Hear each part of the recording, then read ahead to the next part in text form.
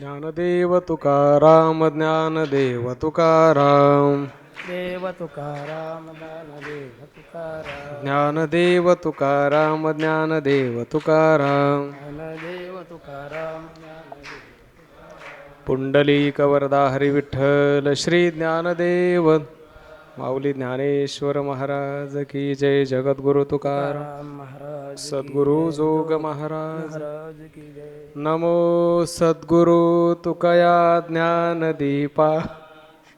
नमो सद्गुरु सच्चिदानंद रूपा. नमो सद्गुरु भक्त कल्याण मूर्ती. नमो सद्गुरु भास्करा पूर्ण कीर्ती.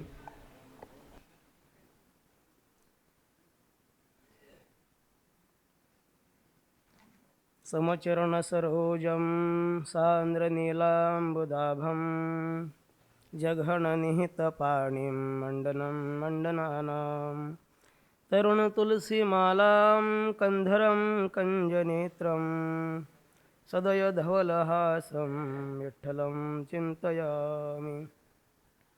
ज्ञानेशो भगवान् विष्णुः निवृत्तिर्भगवान् हरः सोपानो भगवान् ब्रह्मा मुक्ताख्या ब्रह्मचित्कला. नमो सद्गुरु तुकया ज्ञानदीपा. नमो सद्गुरु सच्चिदानन्दरूपा. नमो सद्गुरु भक्तकल्याणमूर्ती. नमो सद्गुरु भास्करा पूर्णकीर्ती. जयांचे केल्या स्मरण होय सकळ विद्यांचे अधिकरण. तेची वंदी श्री चरण तेची वंदो श्री चरण. श्री गुरूंचे ते नमस्कारो निहता. ओम नमो जी आद्या वेद प्रतिपाद्या. जय जय स्वसंवेद्या आत्मरूपा. देवा तुची गणेशु सकलमती प्रकाशु. म्हणे निवृत्तीदासु अवधारी जोजी. आता अभिनव वाग्विलासिनी. जे चातुर्यार्थ कला कामिनी. ते शारदा विश्वमोहिनी नमस्कारिली मिया. मज हृदयी सद्गुरु जेणे तारिलो हा संसार पुरू. म्हणून विशेष अत्यादरू विवेकावरी. तैसा पुढत पुढती तोची मी अभिवंदिला श्री गुरुची. जो अभिलषित मनोरुची पुरविता तो. त्वमेव माता च पिता त्वमेव. त्वमेव बन्धुश्च सखा त्वमेव. त्वमेव विद्या द्रविणं त्वमेव. त्वमेव सर्वं मम देव देव. विश्वात्मक विश्वेश्वर सर्वांतर्यामी सर्वव्यापी सर्व हृदयस्थ हृदयेश्वर आत्मस्वरूप भगवान पांडुरंग परमात्मा. विश्वमाऊली विश्वगुरु विश्वसंत श्री ज्ञानोबाराय जगद्गुरु श्री तुकोबाराय स्वानंद सुखनिवासी सद्गुरु जोग महाराज. सर्व देवदेवता ऋषीमुनी साधुसंत सर्व गुरुजन जन्मदाते माता पिता सर्वांच्या चरणी प्रथमता वंदन. प्रातस्मरणीय परमपूजनीय श्री गुरु शांतीब्रह्म समन्वय महर्षी श्री गुरुवर्य मारुतीबाबा कुर्यकर यांच्या चरणी प्रथमता वंदन. वैकुंठवासी गाथामूर्ती भजन महर्षी श्री गुरुवर्य बोधेबाबा यांच्या चरणी वंदन. वैकुंठवासी भगवतप्रिय भगवतभक्त श्री गुरुवर्य बेलखोडे गुरुजी यांच्या चरणी वंदन. वैकुंठवासी ब्रह्मलीन श्री हरिदास शास्त्रीजी महाराज यांच्या चरणी वंदन. वारकरी शिक्षण संस्थेतील सर्व गुरुजन परमपूजनीय वैकुंठवासी रामचंद्र बाबा निकम, वैकुंठवासी पांडुरंग बाबा वैद्य, वैकुंठवासी विठ्ठल बाबा घुले, वैकुंठवासी मोठे बाबा, वैकुंठवासी शिंपी बाबा, वैकुंठवासी नथसिंग बाबा या सर्व गुरुजनांच्या चरणी वंदन. आणि हा जो जगद्गुरु तुकोबारायांचा अष्टादशाह अर्थात तुकोपनिषद अष्टादशाह हा उपक्रम यावर्षी आयोजित केला किंवा मागील काही वर्षापूर्वी हा सुरू झाला. त्यातील उर्वरित भाग यावर्षी पुन्हा यावर्षी आयोजित करण्यात आला. या अष्टादशरूपी ज्ञानगंगेचा प्रवाह उत्तरेकडून दक्षिणेकडे, हिमालयाकडून या सह्याद्रीकडे आणणारे थोर भगीरथ असलेले परमपूजनीय गुरुवर्य आपणा सर्वांचं हृदयस्थान श्री गुरुवर्य बाबा त्यांच्या चरणी वंदन. आपणा सर्वांचे आदरणीय परमपूजनीय वारकरी शिक्षण संस्थेचे विद्यमान अध्यापक श्री गुरुवर्य भास्कर बाबा यांच्या चरणी वंदन. आणि उपस्थित सर्व ज्येष्ठ श्रेष्ठ गुरुबंधू, महाराज मंडळी, माता भगिनी, आपणा सर्वांच्या चरणी वंदन. सर्वांच्या चरणी प्रथमतः वंदन करून या अष्टादशरूपी ज्ञानसत्रामध्ये गुरुवर्य बाबांच्या आज्ञेने, आग्रहाने जी मला या ठिकाणी अभंगावरील चिंतन करण्याची, निरूपण करण्याची सेवा मिळालेली आहे,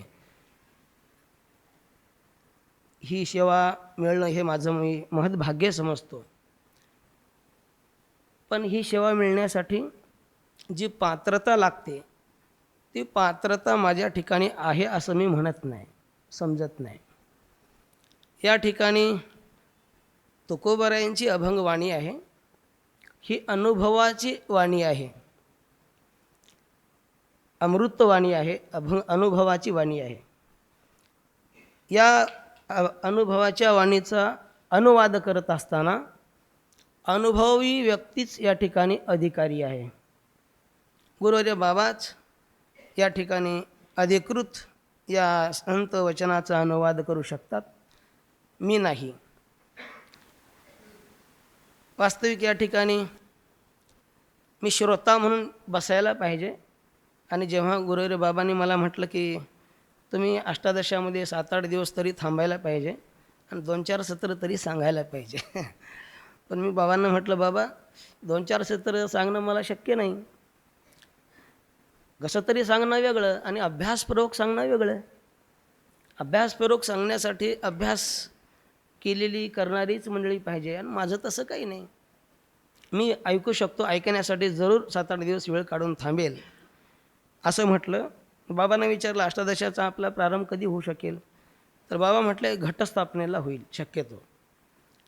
तर प्रतिवर्षाप्रमाणे तोच वेळ होता शक्यतो. पण यावर्षी गुरुवर्य बोधेबाबांच्या पंचम पुण्यस्मरणानिमित्ताच्या कार्यक्रमामुळं पुढं ढकलण्यात आला. हा कार्यक्रम आपल्या वारकरी शिक्षण संस्थेतील कीर्तनाच्या परीक्षेमुळे हा कार्यक्रम थोडं पुढं ढकलण्यात आला. आणि मग मी त्यावेळेस घटस्थापनेपासून बाबांच्या कार्यक्रमापर्यंतचा वेळ जास्तीत जास्त वेळ कसा देता येईल श्रवणासाठी असं काढून ठेवला होता शक्यतो. पण तो पुढं ढकलल्यामुळं मी तर राहिलो, पण अष्टादशा काही झाला नाही. अष्टादशा पुढं ढकलला आणि मला काही येता आलं नाही. बाबांना म्हटलं आता मला शक्यतो शेवट शक्य होईल तेवढं मी येण्याचा प्रयत्न करेल. मग एक सत्र बाबांनी म्हटले करा, ठीक आहे म्हणलं. तरी पण याही सत्रासाठी जोही अभ्यास लागतो तोही अभ्यास काही माझा झालाच आहे असं सांगता येत नाही. आणि म्हणून या ठिकाणी जो श्रोता वर्ग आहे तो श्रोता नाही, तो सर्वच दिसणारा श्रोता वर्ग हा साधक आहे, नामधारक आहे, अभ्यासक आहे, चिकित्सक आहे, संशोधक आहे, अध्यापकसुद्धा आहे. अशा अनेक अंगाने संपन्न असलेला हा श्रोता वर्ग आहे. म्हणून हा श्रोता वर्ग नाही, हा वक्ता वर्ग आहे.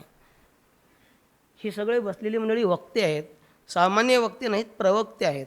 आणि मी मात्र वास्तविक श्रोता आहे, तो खालीच बसायला पाहिजे. पण आज या ठिकाणी उलट झाले, मी वर बसलो आहे. आता म्हणून कदाचित मी श्रोता असल्यामुळं आणि वक्त्याच्या भूमिकेत बसल्यामुळं मी जरी कदाचित वक्तेपणाच्या प्रक्रियेमध्ये कमी पडलो, माझ्या ठिकाणी उणीव असेल, तरी आपण ती भरून घ्याल, पूर्ण कराल अशी मी या ठिकाणी अपेक्षा बाळगतो.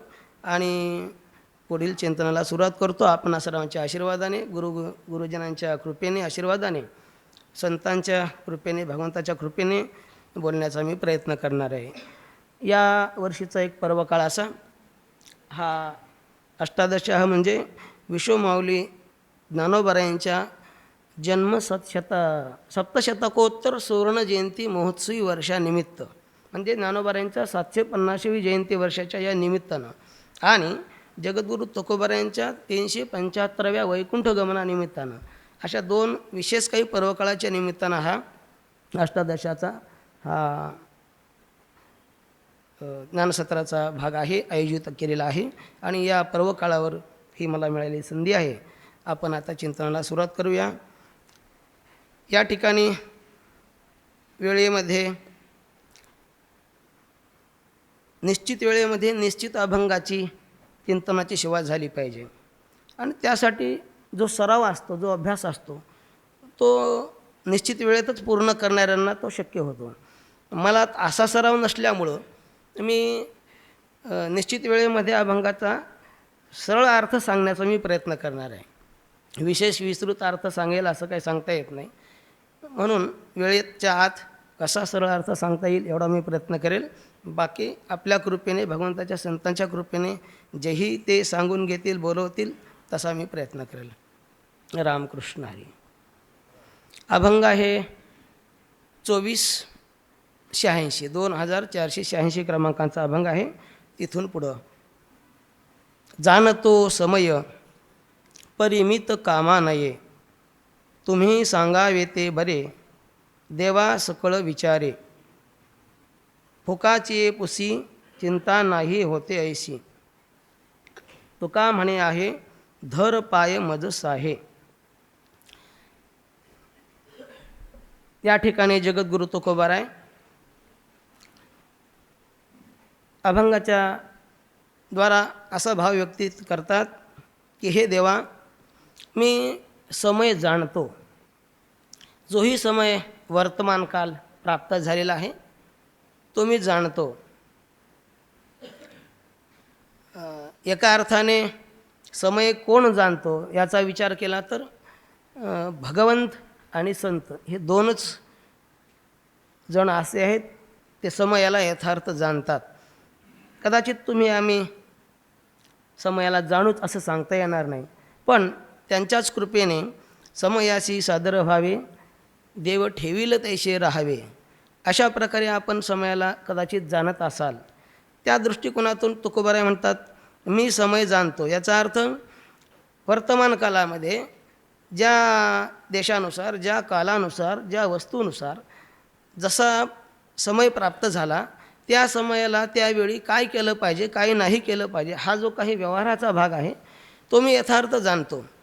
पण हे व्यवहाराचं ज्ञान मला आहे, पण ते परिमित आहे. ते परिमित आहे म्हणजे थोडं आहे, ते अपुरं आहे, ते कामा नये. कामा नये म्हणजे ते आपल्या जीवनाच्या सार्थकतेला उपयोगी पडत नाही. व्यावहारिक ज्ञान आहे, त्याच्यामुळे जीवनाची सार्थकता होत नाही असं या बाबतीत सांगतात. तुम्ही सांगावे ते बरे, देवा सकळ विचारे. आणि म्हणून देवा ज्याच्यामुळे या जीवनाची सार्थकता होईल, या समयाचं सार्थक होईल, अशा प्रकारे काळ सारावा चिंतने एकांतवाशी गंगा स्नाने, असं जे काही काळाच्या सार्थकतेच्या संबंधानं सांगितलं गेलेलं आहे तशा प्रकारे जेणेकरून आयुष्य मिळालेलं आहे हा एक समय आहे, त्याचं सार्थक होईल.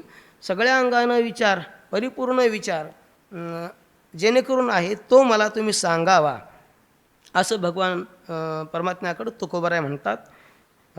फुकाची पुशी चिंता नाही होते ऐशी.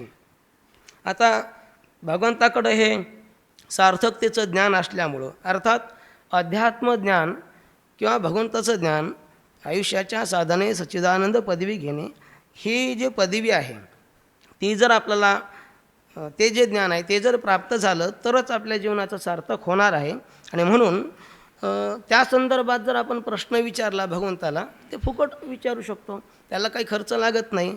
पण जर तो फुकट प्रश्न विचारला तर आपली जी चिंता आहे ती सगळ्या प्रकारची चिंता नाहीशी होणारी आहे. अशा प्रकारचं ते अध्यात्मज्ञान आहे. आणि म्हणून तुकोबाराय म्हणतात हे भगवंता, आता मी तुझा एक भक्त आहे, तुझ्या चरणाचा मी सेवक आहे. तुका म्हणे आहे धर पाय मजस आहे, अर्थात मी पायधर आहे. म्हणजे तुझ्या पायाला माझ्या चित्तात धारण करणारा आहे. माझ्या चित्ता तुझ्या पाया मिठी पडली पंढरी राया. अशा प्रकारे. किंवा आता कोठे धावे मन तुझे चरण देखील या. भगवंताचं चरण आपल्या चित्तात धारण केल्यानंतर किंवा भगवंताच्या चरणाचा दास झाल्यानंतर भगवान परमात्मा पुढील सगळी काळजी वाहतात. अशा प्रकारचं भगवान परमात्म्याला तुकोबराय म्हणतात की मी तुझ्या चरणाचा दास आहे, मी तुझं चरण माझ्या चित्तामध्ये धारण केलेलं आहे, आता तुम्हाला सहाय्य करावं, माझं सहाय्य. अशा प्रकारे तुकोबरायाने भगवान परमात्म्याकडं आपल्या जीवनाच्या कृतार्थतेची सार्थकतेची विनंती केलेली आहे. पुढचा अभंग आहे. द्वारपाळ विनंती करी उभे द्वारी राऊळा, आपुलिया शरणागता वाहो चिंता न द्यावी, वचनाया चित्त द्यावे असो ठावे तुम्हासी, तुका म्हणे कृपा सिंधू दीनबंधू केशवा. द्वारपाळ विनंती करी. हे देवा, तुझ्या राऊळामध्ये म्हणजे तुझ्या मंदिराच्या समोर द्वाराला मी उभा आहे, तुझा द्वारपाळ आहे, द्वाराचा रक्षक आहे आणि मी तुला विनंती करत आहे. काय विनंती करतो? आपुल्या शरणागता वाहो चिंता न द्यावी. मी तुझा शरणागत आहे, तू शरणागताचा शरण्य आहेस. सगळ्यांनी शरण जायला पाहिजे असा तू शरण्य आहेस. काय? जो माझं होय अनन्य शरण, त्याचे निवारे मी जन्म मरण, या लागे शरणागता शरण्य मीची एको. अशा प्रकारे तू शरणागताचा शरण्य आहेस आणि म्हणून मी तुला शरण आलेलो आहे. आणि म्हणून मी तुला शरण आल्यामुळं आता मला चिंता कुठली राहू नये, चिंता वाहण्याची मला आवश्यकता पडू नये आणि ती चिंता माझ्या ठिकाणी राहू नये. अशा प्रकारची तुम्हाला कृपा कर. आपुल्या चरणागता वाहो चिंता न द्यावी. पुढं वचना या चित्त द्यावे असो ठावे तुम्हाशी. आणि तुझ्याद्वारे मीच उभा राहिलो आहे असं नाही, तर माझ्यासारखे अनेक भक्त तुझ्या द्वारामध्ये येऊन उभे राहिलेले आहेत, तुझे शरणागत आहेत. आपण काकड्यामध्ये म्हणत असतो, वाळवंटापासून महाद्वारापर्यंत सरोवरांची दाटी उभे जोडून हात. अशा प्रकारे जी भक्त मंडळी आहेत, शरणागत आहेत, तुझ्या कृपेसाठी आतुरतेनं वाट पाहत आहे. तू आम्हा शरणागतावर कृपा कर. आणि हे माझी जी विनंती आहे, माझी जी प्रार्थना आहे, त्याकडं थोडं लक्ष दे. वचना या चित्त द्यावी, माझ्याकडं लक्ष दे, चित्त दे आणि असो ठेवे तुम्हाशी. ही मी विनंती माझ्या संदर्भात आणि इतर भक्तांच्या संदर्भात करीत आहे, ही तुला जाणीव असावी.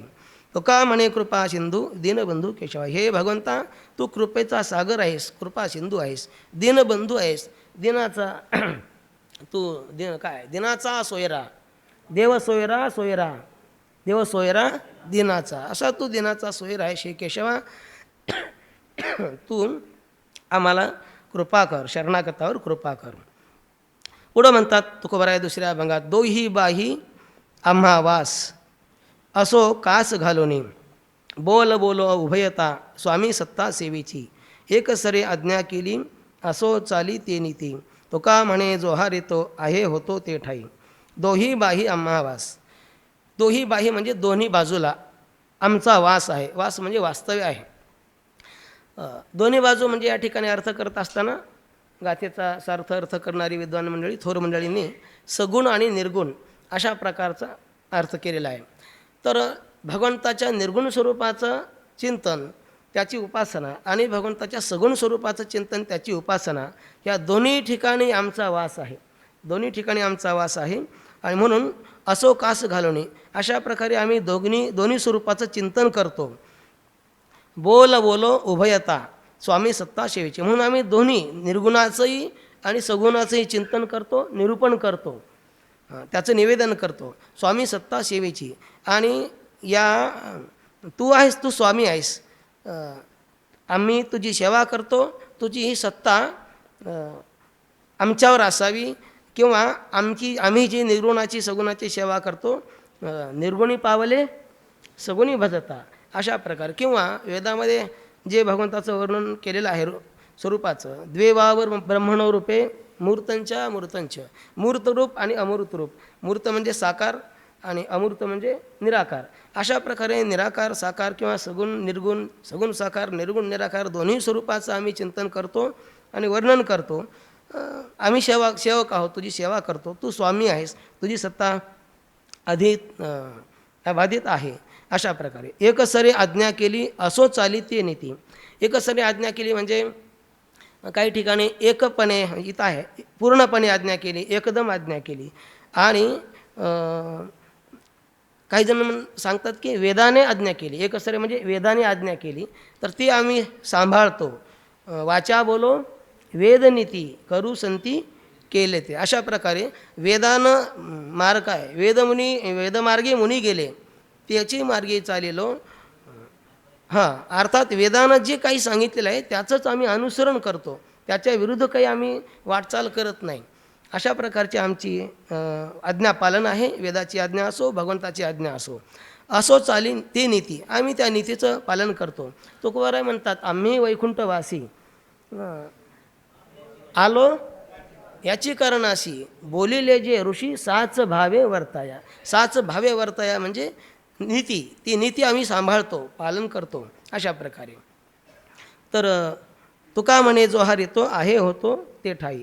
तुकोबाराय म्हणतात, जोहार येतो, मी भगवंता तुम्हाला नमस्कार करतो, शरणागत येतो, प्रणिपात करतो, आहे होतो ते ठाई. आता मी तुमचा शरणागत आहे आणि पूर्वीपण होतो, म्हणून माझ्या या शरणागतावर तुम्ही कृपा करावी. अशा प्रकारचं तुकोबाराय या ठिकाणी आपलं मनोगत व्यक्त करतात. पुढील अभंग आहे, ऐकाजी देवा माझी विनवणी मस्तक चिरणी ठेवीत असे. हे देवा, माझी विनवणी आहे आपल्या चरणी, तुम्ही ऐकावी, तुमच्या चरणी मी मस्तक ठेवीत आहे. सन्निध पातलो सांडून या शंका, सन्मुखची एकाएकी पुढे. तुमच्या सन्निध म्हणजे जवळ मी प्राप्त झालो. शंका मान लाज भय शंका दुराविला मान. अशा प्रकारे ज्या काही तुमच्याजवळ येण्यासाठी प्रतिबंधक असलेल्या गोष्टी आहेत त्या सगळ्या मी बाजूला सारल्या. मान असेल, दंभ असेल, शंका असेल, लाज असेल, इत्यादी सगळ्या गोष्टी मी बाजूला सारल्या आणि तुमच्याजवळ येऊन तुमच्या पुढे येऊन थांबलो, प्राप्त झालो. सन्मुखाची एकाएकी पुढे तुमच्याजवळ मी प्राप्त झालो. जाणविले कोठे पावे पायापाशी केली या जीवाशी साठी म्हणून. कदाचित मी जर हे माझं काही मनोगत किंवा माझी विनवणी दुसऱ्यांच्या जवळ जर सांगितली असती, दुसऱ्याच्या जवळ जर निरोप पाठविला असता तर तुमच्यापर्यंत पोहोचला असता काही नाही सांगता येत नाही. आणि म्हणून मी एकदम तुमच्याजवळ येऊन पोहोचलो. अशा प्रकारे तुकोबाराय म्हणतात, जाणविले होते कोठे पावे पायापाशी. मी दुसऱ्याजवळ जर कदाचित निरोप सांगितला असता तर मी तुमच्या पायापाशी पावलो असतो का नाही सांगता येत नाही. ती माझी विनंती तुमच्यापर्यंत पोहोचली असते का नाही सांगता येत नाही. म्हणून केली या जीवाशी साठी म्हणून. तर मी तुमच्या साक्षात जवळ मी स्वतःच पावलो, प्राप्त झालो, आलो असं या ठिकाणी म्हणतात. तुका म्हणे माझे हाती द्या उद्धार करी कर कर म्हणवणी. आणि म्हणून तुकोबाराय म्हणतात, माझ्या हाती उद्धार द्या. याचा अर्थ माझा उद्धार करा, माझ्यावर कृपा करा, माझं कल्याण करा. करी कर कर म्हणवणी. कर कर म्हणजे त्रास, तक्रार. माझ्या जीवनाचा उद्धार करण्याविषयी तुमच्याकडे मी जी काही विनवणी भागतो, करुणा भागतो, असा एक प्रकारचा त्या ठिकाणी भाव आहे. म्हणून तुम्ही माझी विनंती ऐकावी आणि माझ्यावर कृपा करावी, माझा उद्धार करावा. पुढं, बैसलो तो कडेवरी नव्हे दुरी वेगळा. मी तुमच्या कडेवर बसलो आहे, आता तुमच्यापासून मी दूर जाऊ शकत नाही. नवे सारिता निराळी लवन मिळविता जळी. या प्रकारे भगवत भक्त भगवंताशी एकरूप झाल्यानंतर किंवा भगवंताच्या जवळ गेल्यानंतर आता तो भगवंताला सोडत नाही, भगवंताचे चरण सोडत नाही, भगवंताच्यापासून तो विभक्त होत नाही. असा जो आहे तोच भक्त आहे. घडले बहुता दिसा आता इच्छा पुरवीन. हा जो भगवंताच्या जवळ येण्याचा किंवा कडेवर बसण्याचा योग आलेला आहे ते बहुत दिवसानंतर हा योग प्राप्त झालेला आहे. आता इच्छा पुरवीन, आता माझी जी काही इच्छा असेल ती मी पूर्ण करेल, पूर्ण करून घेईल भगवंताकडून, असा या ठिकाणी भाव. बहु होता झाला सीण नाही क्षण विसावा. आजपर्यंत मी जोपर्यंत भगवंताच्या जवळ येऊ शकलो नाही तोपर्यंत मला खूप सीण झाला, त्रास झाला, दुःख झालं, कष्ट झाले. आता मागं हे सगळं काही त्रास कष्ट सहन करत असताना मला विसावा नव्हता, विश्रांती नव्हती. कारण हा सगळा प्रपंचाचा भाग आहे. संसार दुःख मूळ, चहूकडे इंगळ, विश्रांती नाही कोठे रात्रंदिवस तळमळ. अशा प्रकारे प्रपंचामध्ये, संसारामध्ये, व्यावहारिक क्षेत्रामध्ये विश्रांती नावाची वस्तू नाही. विश्रांती कधी प्राप्त होत नाही. म्हणून भगवंता विश्रांतीचा तू ठाव आहेस, म्हणून तुझ्याजवळ मी आलो. आता भाग गेला माझा, सीन गेला, अवघा झाला आनंद. अशा प्रकारे तुकोबार या ठिकाणी म्हणतात. आणि दुःखी केले मी तूपणे, दुःखी केले मी तूपणे, जवळी नेणे होते ते. जेव्हा मनुष्याच्या जीवनामध्ये मी असतो आणि तू येतो, मी तूपणा येतो, तेव्हाच मनुष्याला दुःख होत असतं. मीपणा नसेल, तूपणा नसेल, अहंता नसेल, ममता नसेल तर सहसा दुःख होत नाही. म्हणण्यापेक्षा दुःखच होत नाही. तर सगळ्या दुःखाचं कारण काय असेल तर अहंता आणि ममता आहेत, मी आणि माझे पण आहे. तर त्यामुळे हे सगळं दुःख होत असतं. आता मनुष्याच्या जीवनामध्ये मी असतोच प्रत्येकाच्या जीवनात. पहिल्या प्रथम या मीचा विचार करत असताना विचार आलाही पाहिजे. त्याची सुरुवात होत असताना मी कोण आहे इथून होत असते किंवा झाली पाहिजे. त्यानंतर मी कोणीतरी देह आहे असं वाटते, ते हरकत नाही, पण तिथंच थांबायला नाही पाहिजे. त्याच्यापुढं कोणाला मी जीव आहे असं वाटू शकते, हरकत नाही, पण तिथंच थांबायला नाही पाहिजे. मी आत्मा आहे किंवा मी ब्रह्म आहे असं वाटायला पाहिजे. हा मीचा प्रवास पुढं पुढं चालला पाहिजे किंवा मीची उंची वाढत गेली पाहिजे. मीची उंची वाढत गेली पाहिजे विचारातून, चिंतनातून. आणि ही उंची अहम ब्रह्मास्मी इथंपर्यंत गेली पाहिजे. मी कोण आहे, ब्रह्म आहे इथंपर्यंत गेली पाहिजे मीची उंची. असा मी विकसित व्हायला हरकत नाही आणि विकसित व्हायला पाहिजे. हा मी विकसित व्हायला पाहिजे. आणि पण मी जर विकसित नाही झाला, हा मीपणा जर विकसित नाही झाला, ह्या मीची उंची जर नाही वाढली तर मात्र दुःख निश्चित आहे. आणि जसं जसं मीची उंची वाढत जाईल, जशी जशी ही अहंता व्यापक होत जाईल, तशी तशी दुःख कमी होत जाईल, हे निश्चित आहे. आणि मग मी जिथं आहे तिथं तू आहे. त्याच अनुषंगाने मीच्या संबंधानेच अनेकांच्या बहुवचनी अर्थाने घेतलं तर आम्ही आहे. आम्ही जिथं आहे तिथं तुम्ही आहे. आणि म्हणून मी आणि तू, आम्ही आणि तुम्ही हे सगळंच गेलं पाहिजे आणि फक्त आता आपण उरला पाहिजे किंवा आपण ही भावना निर्माण झाली पाहिजे. आपणची विश्व जाहला, पुढं भेदभाव सहजची गेला. आपण ही जर भावना चित्तामध्ये, हृदयामध्ये उदित झाली तर मी राहणार नाही, तू राहणार नाही, आम्ही राहणार नाही, तुम्ही राहणार नाही, काही राहणार नाही, फक्त आता आपण राहील. याच अनुषंगाने ज्ञानोबराय म्हणतात, ज्ञानोबरायचा मी व्यापक झाला किंवा असं म्हणण्यापेक्षा त्यांनी व्यापक मीची व्याख्या केली. व्यापक मी कसा असतो आणि व्यापक माझं कसं असतं, तर आपणची विश्व झाला हा ही मीची व्याप्ती आहे, मीचा व्यापकपणा आहे, मीची उंची वाढलेली आहे, मीचा उच्च स्तर आहे. आणि माझेपणाचा उच्च स्तर काय, हे विश्वची माझे घर, ऐशी मती जयाची स्थिर, ह्या माझेपणाची उंची आहे, माझेपणाची व्यापकता आहे, हा माझेपणाचा विकास आहे. अशा प्रकारे मी आणि माझं विकसित झालं पाहिजे तर दुःख कमी होईल, दुःख नष्ट होईल. आणि जर असं नाही झालं तर निश्चित दुःख होईल. दुःखी केले मी तूपणे, जवळी नेणे होते ते. म्हणून मी तूपणामुळं जे जवळ आहे, जवळ होतं भगवंताचे जे स्वरूप आहे, आत्मस्वरूप आहे, हृदयामध्येच भगवान परमात्मा आहे. सर्वस्यच्या अहम हृदय सन्निविष्टो मत्त स्मृतिर्ज्ञानमपोहनंच, सगळ्यांच्या हृदयामध्ये भगवान परमात्मा वास्तव्य करून आहे. पण जवळ असलेलाच परमात्मा अहंता आणि ममता यामुळं तो जाणल्या जात नव्हता, तो कळत नव्हता, म्हणून दुःख होत होतं. ईश्वर सर्वभूतानां हृदयेषर्जुन तिष्ठती भ्रामयन सर्वभूतानी यंत्रारूढानी माया, सगळ्यांच्या हृदयामध्ये भगवान परमात्मा वास्तव्य करून आहे. हा जवळच आहे, दूर नाही. पण जवळ असून त्याला मी नेणे, जे होते ते नेणे, तो मी जाणत नव्हतो, म्हणून दुःख होत होतं. अशा या ठिकाणी तुकोबारायांचा भाव आहे. आता भगवंताच्या जवळ तुकोबाराय प्राप्त झाल्यामुळं ते दुःख राहिलेलं नाही, भाग गेला, सीन गेला वगैरे. पाहत जे होतो वास त्याची आस पुरविली. म्हणून तुकोबाराय भगवंताच्या जवळ आल्यामुळे जी काही त्यांची इच्छा होती, जी काही अपेक्षा होती, ती त्यांनी प्राप्त करून घेतली, पूर्ण करून घेतली. अशा प्रकारे तुका म्हणे माय बापा झणी कोपा विठ्ठला. तुकोबाराय म्हणतात भगवंताला, हे भगवंता तू मायबाप आहेस. आताच बोललो आपण सुरुवातीला, त्वमेव माताच पिता त्वमेव, किंवा पिताहमस्य जगतो माता धाता पितामह हा तो जगताचा मायबाप आहे.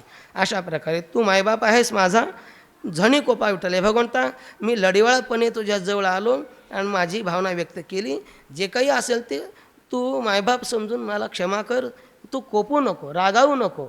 अशा प्रकारची क्षमा भगवंताकडे तुकोबारे करतात. पुढचा अभंग आहे. तुझे नाममुखी तयासी विपत्ती आश्चर्य हे चित्ती वाटत असे. हे भगवंता तुझे नाम ज्याच्या मुखामध्ये आहे त्याला विपत्ती म्हणजे संकट किंवा विघ्न यावं हे आश्चर्य वाटते माझ्या चित्ताला. नाम जिथं आहे नामाच्या चिंतने काय 12 वाटा पळती विघ्ने असा नामाचा महिमा आहे. आणि या ठिकाणी जर कदाचित नामधारकाला किंवा नामस्मरण करण्याला जर विपत्ती येत असेल, संकट येत असेल तर हे आश्चर्य नाही का? आश्चर्य आहे. असं व्हायला नाही पाहिजे.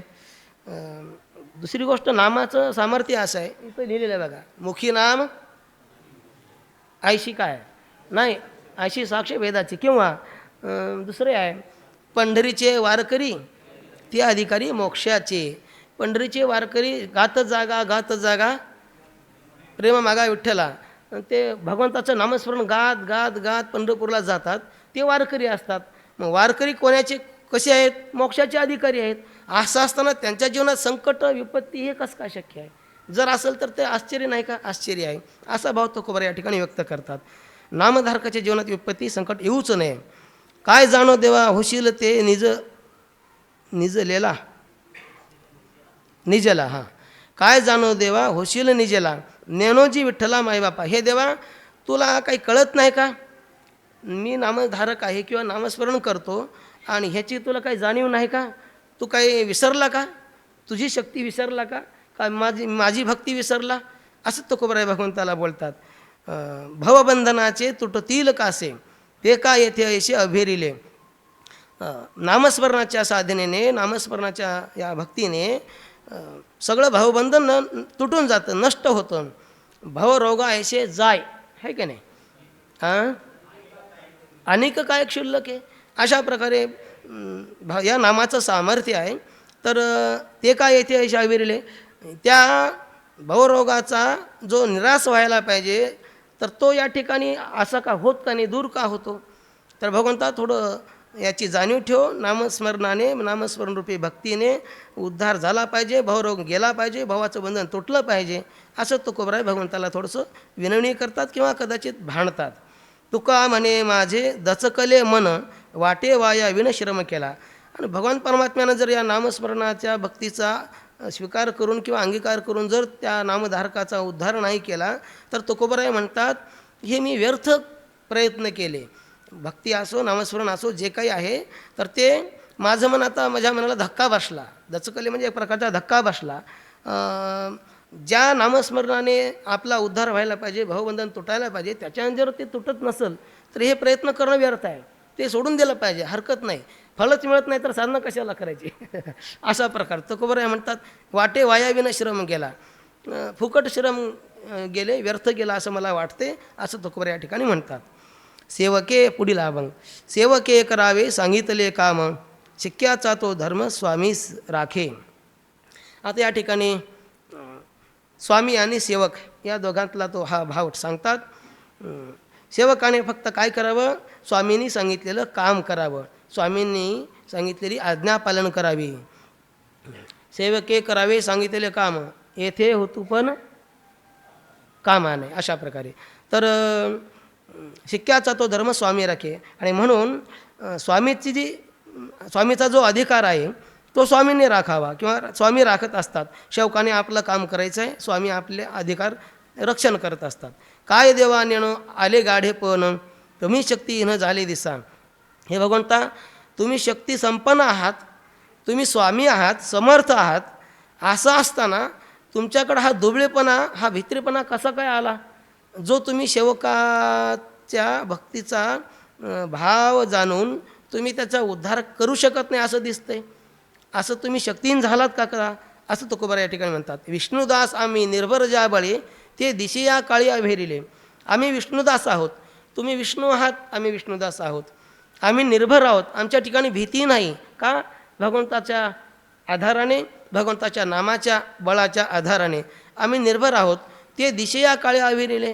पण आता असं दिसतंय विष्णूचीही शक्ती कदाचित क्षीण झाली की काय, आणि नामाची शक्ती कदाचित क्षीण झाली की काय असं वाटते. तो कोबराय म्हणतात असा काळ आला की काय, दिशेया काळी आविरिले.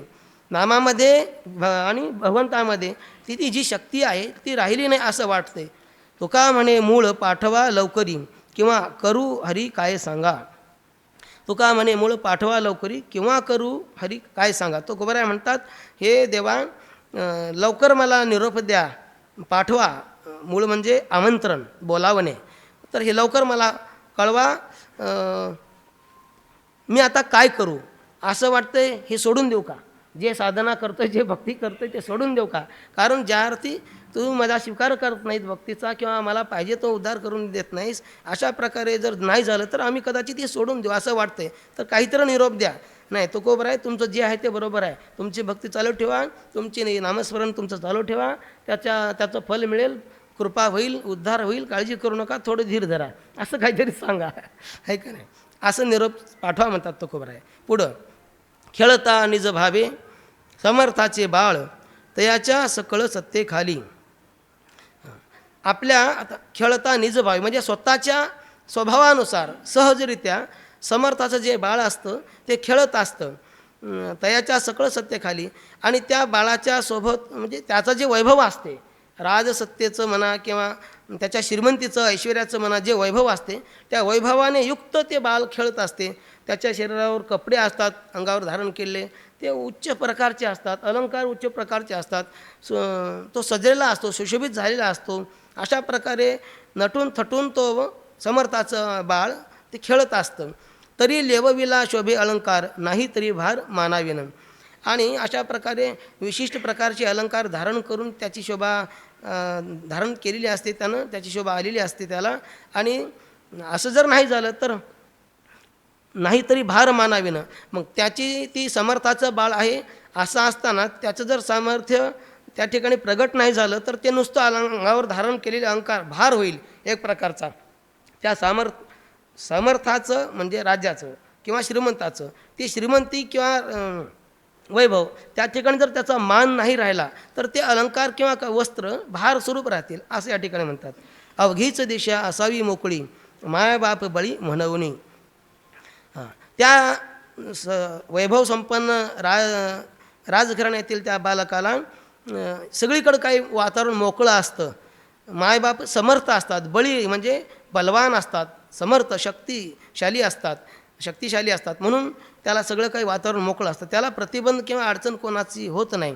तुका म्हणे माझी ऐशी आहे देवा, म्हणून सेवा समर्पिली.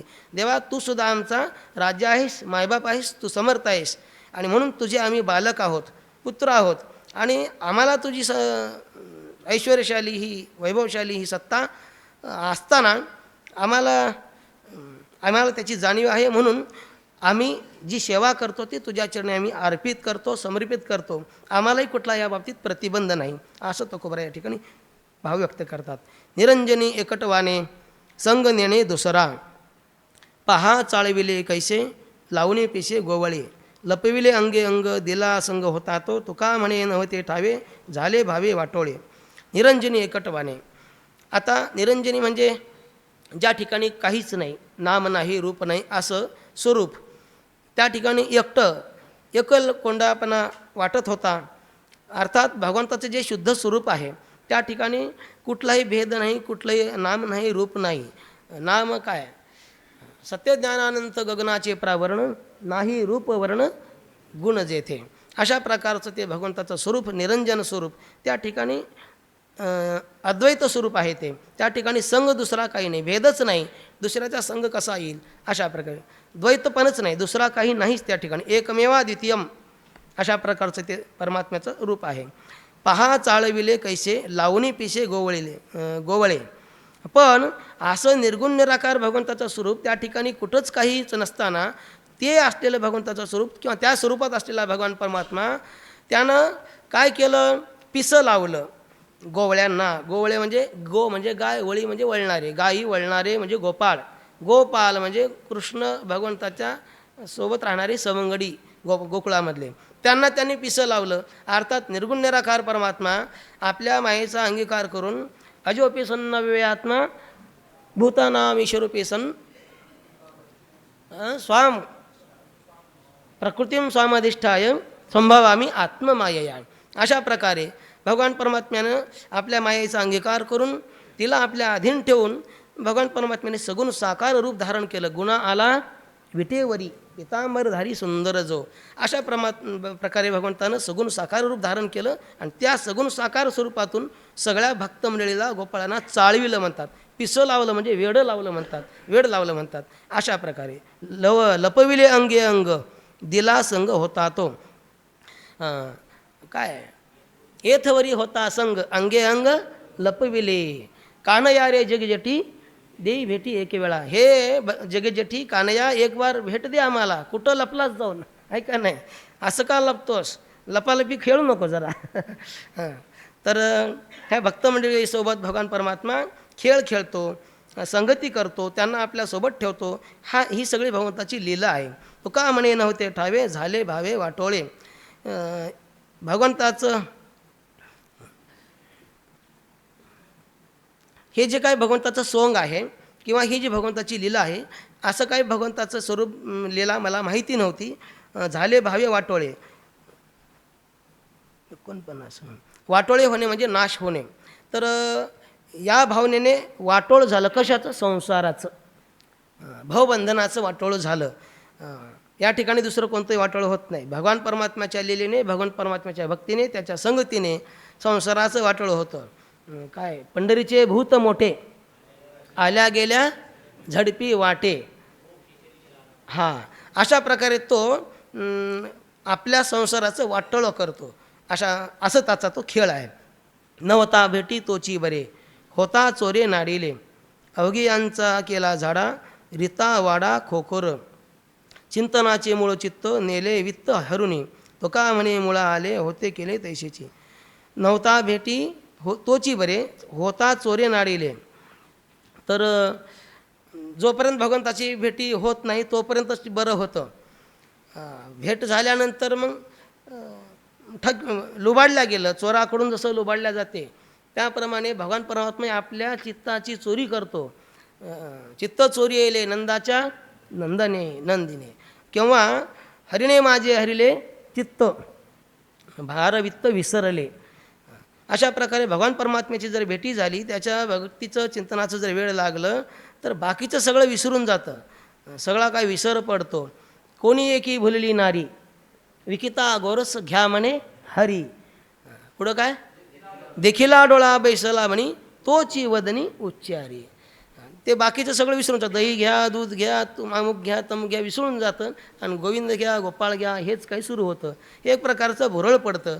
अशा प्रकारचे जोपर्यंत त्याची भेट होत नाही, त्याचं वेळ लागत नाही, चिंतन घडत नाही तोपर्यंत ठीक आहे. पण एक बार त्याची ही चिंतनाची वाटचाल सुरू झाल्यानंतर मग मात्र सगळंच तो लुबाडून घेतो. अवघियांचा केला झाडा रिता वाडा खोखोर. तो सगळं आपल्या चित्तामध्ये जे काही विकार असतील किंवा दोष असतील ते सगळं रिकामं करून टाकतो. तो का म्हणे देह भरिला विठ्ठले काम क्रोधे केले घर रीते. अशा प्रकारे भगवंताचं नामस्मरण करू लागल्यानंतर, चिंतन स्मरण करायला लागल्यानंतर चित्तातील दोष नष्ट होतात. चित्त शुद्ध करून टाकतो भगवान परमात्मा. आणि किंवा तुका म्हणे चित्त करावे निर्मळ येऊनी गोपाळ राहे तेथे. चित्त शुद्ध झाल्यानंतर भगवान परमात्मा त्या चित्तामध्ये येऊन राहतात आणि आपलं चित्त, आपलं शरीर शुद्ध बनतं, पवित्र बनतं, रिकामं होऊन जातं नको त्या गोष्टीपासून. चिंतनाचे मूळ चित्त नेले वित्त हरुणी. अशा प्रकारे भगवान परमात्माच्या चिंतनामुळे आपलं चित्तही हरून नेलं आणि संसारातील वित्तही हरून नेलं. दोन्हीची हरवणूक झाली. असं भगवंताचं हे काय लीला आहे, त्याच्या भक्तीचा हे परिणाम आहे. तो का म्हणे मुळा आले होते केले तैशीची. या ठिकाणी मुळा 48 भगवंताच्या नामस्मरणामुळे म्हणा, भक्तीमुळे म्हणा, चिंतनामुळे म्हणा, एकंदरीत आपल्या जीवनातील ज्या अनिष्ट गोष्टी आहेत त्याचा नाश होतो. अशुभाने निराचष्टे तनोती शुभसंततीम स्मृती मात्रेण येत पुंसाम ब्रह्मतन मंगलम विदुः किंवा मंगलम परम. तर भगवंताचं स्मरण केल्यानंतर अनिष्ट गोष्टींचा नाश या ठिकाणी होतच असतो. अशा प्रकारे तुकोबार या ठिकाणी भाव व्यक्त करतात. जय ठाई आवडी ठेली मज ते बोली न संडे पुरवावे जीवीचे कोड भेटी गोड तुझ मज आणि येले येथवरी रूप दुरी न करावे तुका म्हणे नारायणा सेवा हिना धिगवृत्ती. जय ठाई आवडी ठेली मज ते बोली न संडे. ज्याच्या ठिकाणी किंवा ज्या ठिकाणी माझी आवडी म्हणजे प्रीती म्हणा प्रेम म्हणा जडली आहे मज ते बोली न संडे. आता ते मला सुटत नाही. व्यसन लागल्यानंतर सुटत नाही आहे की नाही. आणि व्यसनामध्ये श्रेष्ठ व्यसन 2 व्यसन. हरिपाद व्यसनम काय हरिपाद विद्याव्यसनम व्यसनम हरिपाद सेवनम व्यसनम. अशा प्रकारे हरिपाद सेवन म्हणजे भगवंताची भक्ती किंवा विद्याभ्यास हे 2 प्रकारचे व्यसन असे आहेत. एक बार जर ते व्यसन लागले तर सुटत नाहीत.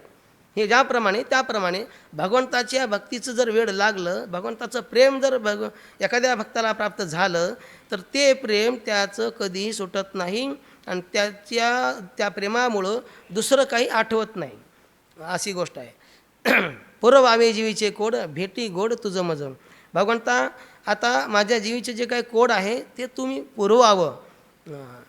सत्यसंकल्पाचा दाता नारायण सर्व करी पूर्ण मनोरथ.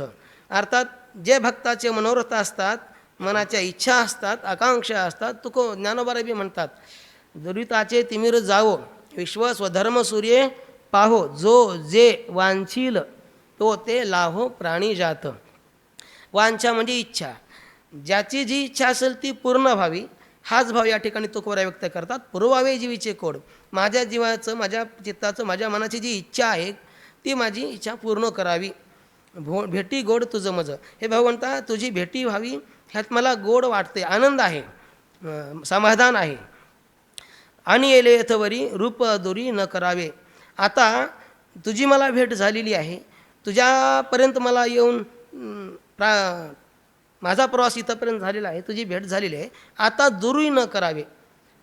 तुझं रूप मला पाहायला मिळालेलं आहे तुझ्या सगुण रूपाचं दर्शन झालेलं आहे निर्गुणाची जाणीव झालेली आहे. आता इथून माघारी परत जाऊ देऊ नये दुरी न करावे. तुका म्हणे नारायणा सेवा हिना धिगवृत्ती. तुकोबाराय म्हणतात हे नारायणा मी सेवाहीन आहे. धिगवृत्ती म्हणजे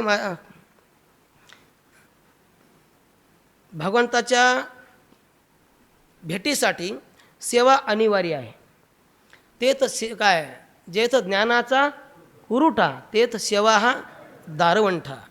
अशा प्रकारे सेवा हे प्रवेशद्वार आहे भगवंताच्या प्राप्तीचं आणि ते अनिवार्य आहे. त्याला टाळता येणं शक्य नाही टाळता येतच नाही. असं हे सेवा ही द्वार असताना ते जर सेवा कोणी करत नसेल ती सेवा जर कोणी करत नसेल तर त्याच्या त्या सेवा न करण्याच्या प्रवृत्तीचा धिक्कार असो असं तुकोबार या ठिकाणी म्हणतात. आणि दुसरा भाव तुकोबार म्हणतात तुझ्या आता रूपाची मला तुझ्या रूपाची प्राप्ती झाली किंवा दर्शन झालं भेट झाली आता इथून मला दूर करू नको असा एकंदरीत या अभंगामध्ये भाव आहे.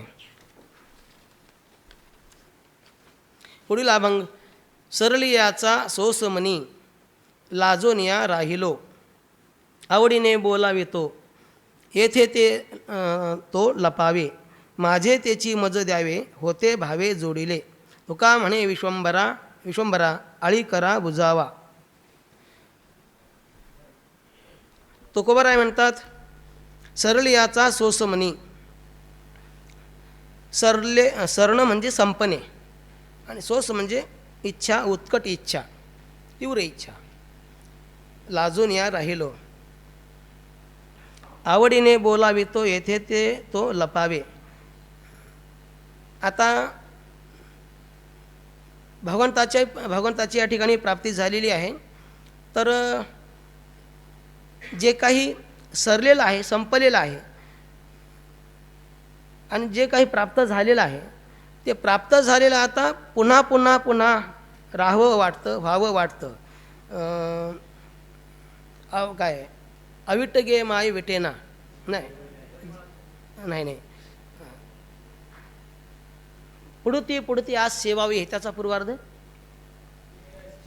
विटे ऐसे सुख नव्हे भक्ती रस, पुढती पुढती आस सेवावे. हे अशा प्रकारे ही माझी इच्छा आहे ना, पुन्हा पुन्हा भगवंताची भक्ती प्रेम हे मला मिळावं, अशी जी इच्छा आहे ती माझी उत्कट इच्छा आहे, तर ती माझी पूर्ण व्हावी किंवा ती वाढती वाढती तशीच राहावी. लाजून या राहिलो, सरलियाचा सोस म्हणी लाजून या राहिलो, आवडीने बोलावितो येथे ते तो लपावे, माझे तिची मज द्यावे होते भावे जोडिले, तुका म्हणे विश्वंभरा आळी करा बुजावा. तर सरलियाचा सोसमणी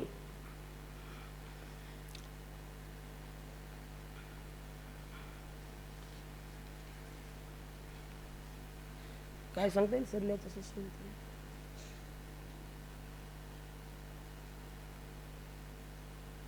सरलियाचा सोसमणी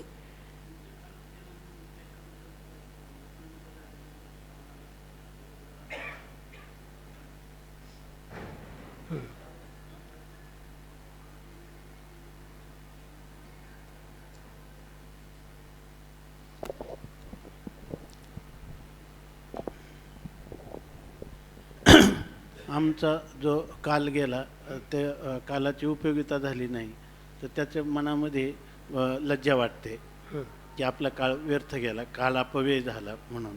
आणि लाजून या राहिलो त्याची आम्हाला आता मात्र हळहळ वाटते किंवा लज्जा वाटते. म्हणून आम्ही आवडीने बोलावे ते येथे ते तो लप, म्हणून आम्ही अत्यंत आवडीनं आता आपला गेलेला काल आहे पण उरले ते हरी तुम्हा समर्पण, म्हणून आम्ही तुमच्याजवळ येतो. इथे यावं तर इथे ते तो लपावे, इथं आलो तर तू आम्हाला आश्रय देत नाही, तू लपून राहतो. असं प्रेमाने कल असं देवाला बोलवतो. ठीक आहे. या ठिकाणी तुकोबाराय आपल्या पूर्वकालाविषयी भाव व्यक्त करतात. जे काही अयोग्य प्रकारे काल गेला असेल, अयोग्य प्रकारे आपल्या जीवनाची वाटचाल झाली असेल, त्याबद्दल थोडा खेद व्यक्त करतात आणि त्या दृष्टिकोनातून लज्जा बाळगतात, असा बाबांनी या ठिकाणी भाव सांगितलेला आहे. आणि म्हणून आता भगवंताच्या आवडीने भगवान परमात्माला बोलवतात तुकोबाराय, आणि भगवंताने आता तुकोबाराला भेट द्यावी, त्यांची इच्छा पूर्ण करावी, माझे त्याची मज द्यावे. हे देवा, माझं जे आहे, माझी जी आवडी आहे, आवडे हे रूप गोजिरे सगुण, अशा प्रकारे, किंवा येणे मुखे तुझे वर्णे गुण नाम, त्याची मज प्रेम देई देवा, डोळे भरून या पाहिन तुझे मुख, त्याची मज सुख देई देवा, कान भरून या ऐकणे तुझी कीर्ती, ते मज विश्रांती देई देवा, इत्यादी प्रकारची जे काही तुकोबारायांची भावना आहे, अपेक्षा आहे, आवडी आहे, प्रेमाची भक्ती आहे, इच्छा आहे, ते पूर्ण व्हावे असा तुकोबारा या ठिकाणी भाव सांगतात. तुका म्हणे विश्वंभरा आळी करा बुजावा. मी आळीकर आहे, याचा अर्थ हट्टी आहे, मी हट्ट धरतो, मला असं मिळालंच पाहिजे, मला ही गोष्ट प्राप्त झालीच पाहिजे, माझी इच्छा पूर्ण झालीच पाहिजे, ती माझी आळी पूर्ण करावी, पुरवावी, असा भाव. नाचा वेशे वाटे मना छंद गुणा अधीन, चेष्टविली माझी गात्रे सत्ता सूत्रे हालती, नामरूपे रंगा आली तेची चाली स्वभावे. तो का म्हणे पांडुरंगे अंग संगे कवळिले, नाचा वेशे वाटे म्हणा. आता भगवंताची प्रीती निर्माण झाल्यानंतर त्या प्रेमाने तुकोबाराला आता नाचावं वाटलं.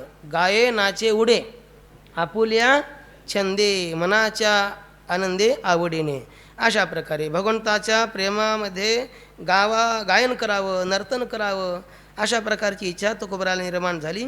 आणि हे जे काही इच्छा निर्माण झाली ते गुणाधीन आहे, किंवा कोण्याही व्यक्तीला जर नाचावं गावं वाटलं, एखादा छंद लागला तर तो गुणाधीन असतो. कोणाला सात्विक सत्वगुणाच्या अधीन एखादा छंद लागला, सत्वगुणयुक्त छंद लागला,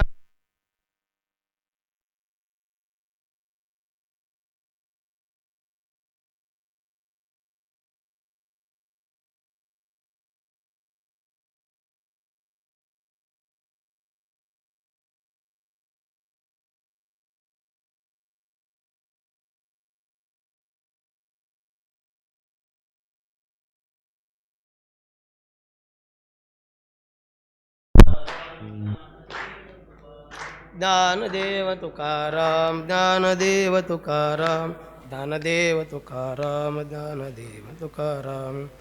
या ठिकाणी जो छंद आहे, नाचा विषय वाटे मना छंद गुणा अधीन, जोही छंद मनामध्ये निर्माण होईल एखाद्या व्यक्तीच्या जीवनामध्ये, तर तो छंद कोण्यातरी गुणाच्या अधीन असतो.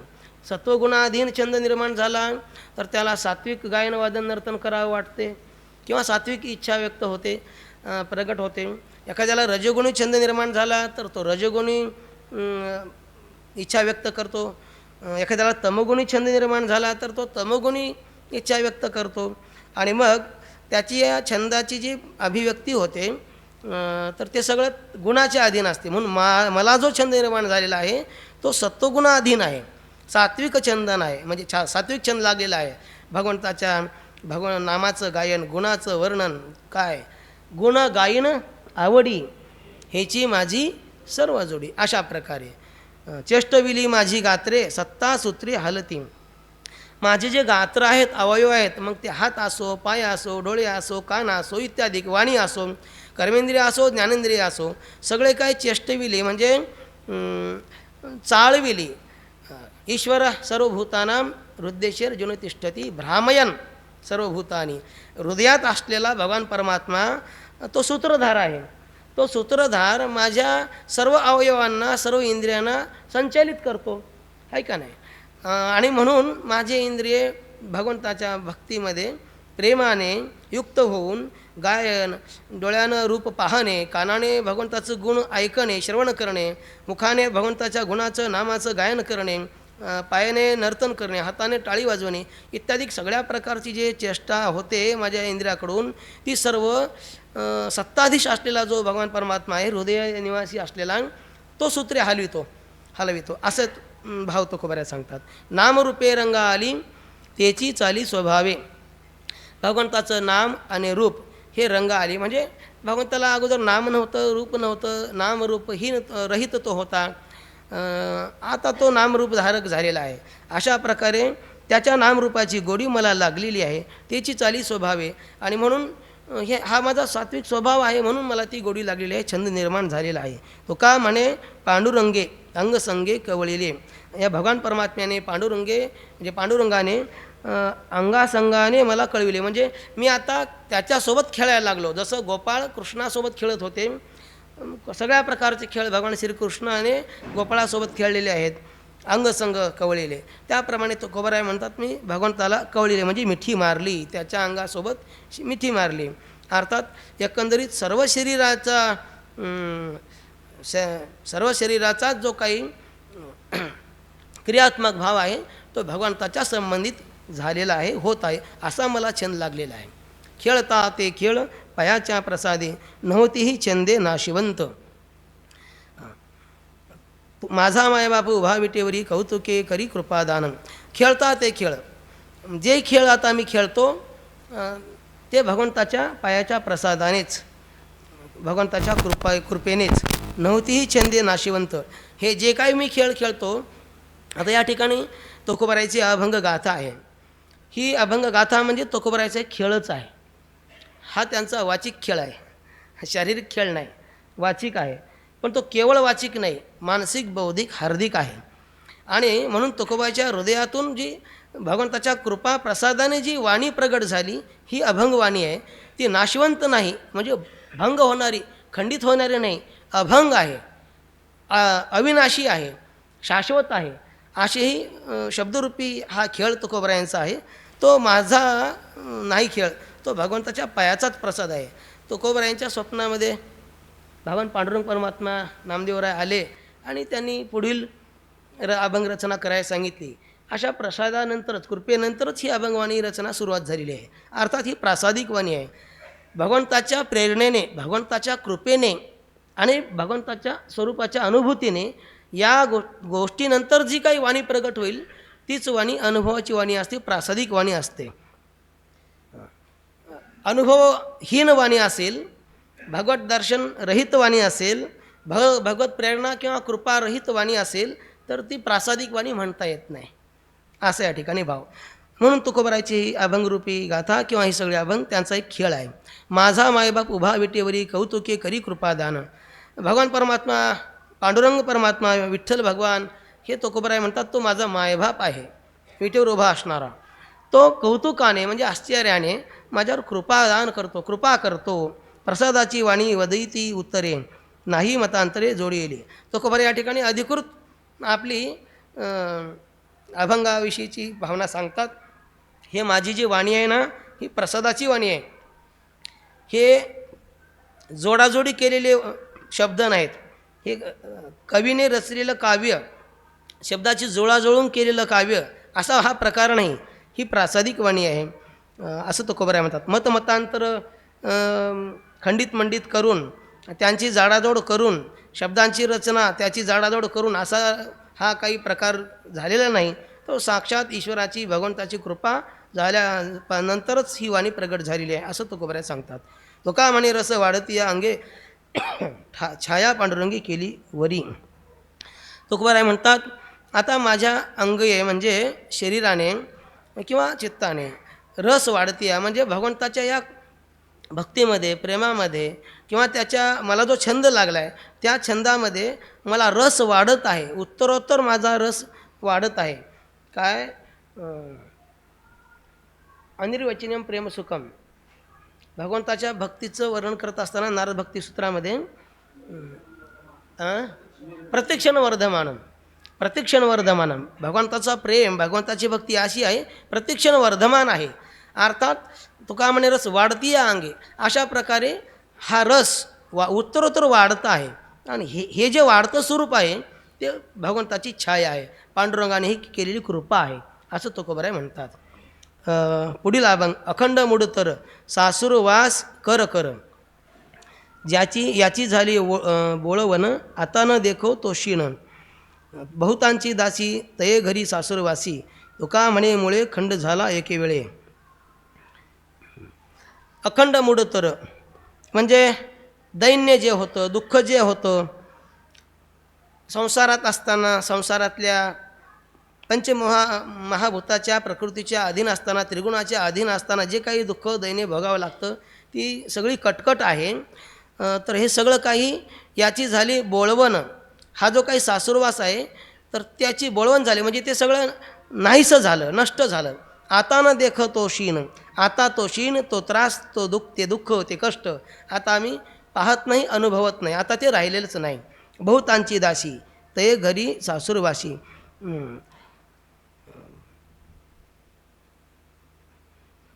सासरी राहणारी जी सून असते ती सासुरवासी असते.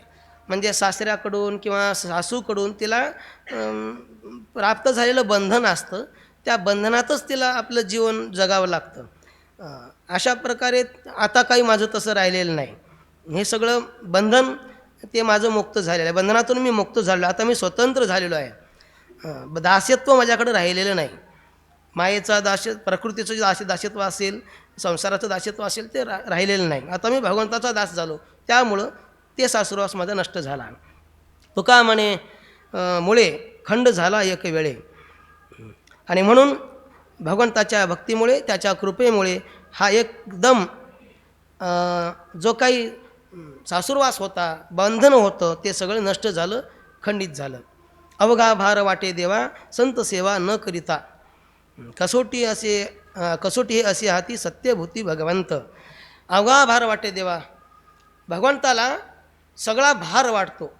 कोणता भार वाटतो? जर संत सेवा नाही केली तर. संत सेवा न करणे हा सगळा भार वाटतो, आणि संत सेवा केली तर मग भार वाटत नाही. संत सेवा अत्यंत आवश्यक आहे. गुरुसेवा, संत सेवा ह्या गोष्टी भगवंताच्या प्राप्तीचे साधन आहेत. हरिप्राप्तीशी उपाय धरावे संतांचे ते पाय, अशा प्रकारे. किंवा म्हणून जाणते न गुरु भजिजे, तेणे कृतकार्य होईजे, जैसे मूळ सिंचने सहजे शाखा पल्लव संतोषती. गुरुची भक्ती सेवा किंवा संतांची सेवा संगती ह्या गोष्टी भगवंताच्या प्राप्तीसाठी आवश्यक असलेले घटक आहेत. आणि जर भगवंताची प्राप्ती करण्यासाठी कोणी प्रवृत्त झाला आहे आणि संत सेवा करत नाही, संत संगती करत नाही, गुरुसेवा करत नाही, गुरु आज्ञा पालन करत नाही, तर मग तो देवाला भार वाटतो, अवघा भार वाटतो. कसोटी हे असे हाती सत्यभूती भगवंत. ही कसोटी आहे. कोणती कसोटी आहे? परीक्षा एक प्रकारची. संतांची संगती करत असताना, गुरुची सेवा करत असताना, भगवंताच्या प्राप्तीसाठी प्रयत्न करत असताना, साधना करत असताना ही एक कसोटी आहे. सत्यभूती भगवंत. भगवान परमात्मा कुठं आहे? तर तो सर्वत्र आहे. भगवान परमात्मा सत्य आहे आणि सर्वत्र आहे, सर्वदा आहे, हे सत्य आहे.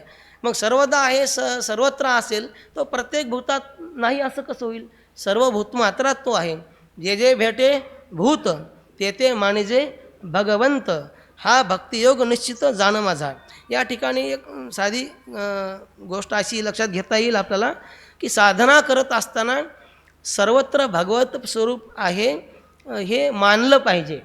मानिजे, जे जे भूत भेटे भूत ते ते मानिजे भगवंत. मानिजे म्हणजे मानण्याची प्रक्रिया आहे, मानलं पाहिजे. आणि मग ही साधक दशा आहे. आणि असं जीवनभर साधना करत असताना भगवंताचं वास्तव्य सर्वत्र आहे, प्रत्येक प्राण्यात आहे असं मानून मानून मानून जेव्हा आपली साधना पूर्ण होईल तेव्हा मग सिद्ध झाल्यानंतर अनुभूती येते, तेव्हाचं स्वरूप वेगळं आहे. नाथ महाराज वर्णन करतात हरिपाठामध्ये, जे जे दृष्टी दिसे ते ते हरिरूप, पूजा ध्यान जप त्याशी नाही. पूजा म्हणजे शारीरिक साधना, ध्यान म्हणजे मानसिक साधना आणि जप म्हणजे वाचिक साधना. शारीरिक वाचिक साधनेची त्याला गरज नाही. त्याला भगवंताचं स्वरूप कळालेलं आहे, त्याला प्राप्त झालेलं आहे. जे जे पाहतो त्याला हरीच दिसतो. आत हरी बाहेर हरी किंवा हरिदेव जगत जगदेव हरी. अशा प्रकारची साधना मानून केल्यानंतर मग त्याची जाणीव तशी बनते. अशा प्रकारे सत्यभूती भगवंत.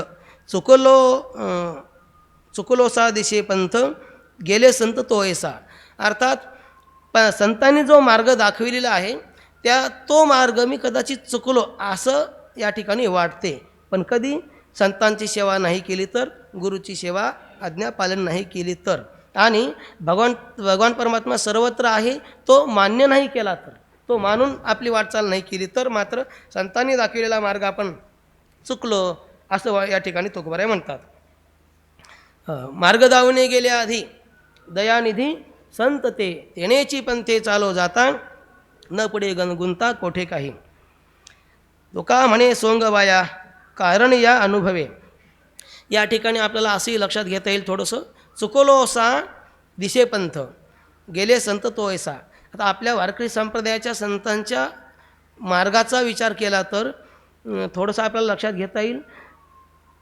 संत ज्ञानोबरायपासून संत निळोबारायपर्यंत किंवा ज्ञानोबरायचे गुरु असलेले विश्वगुरु संत निवृत्तीनाथ महाराज यांच्यापासून निळोबारायपर्यंत, निवृत्तीनाथापासून निळोबारायपर्यंत जर सर्व संतांचं जीवन लक्षात घेतलं, एकही संत असे नाहीत की ज्यांना भगवंताच्या सगुण साकार रूपाचं दर्शन झालेलं नाही.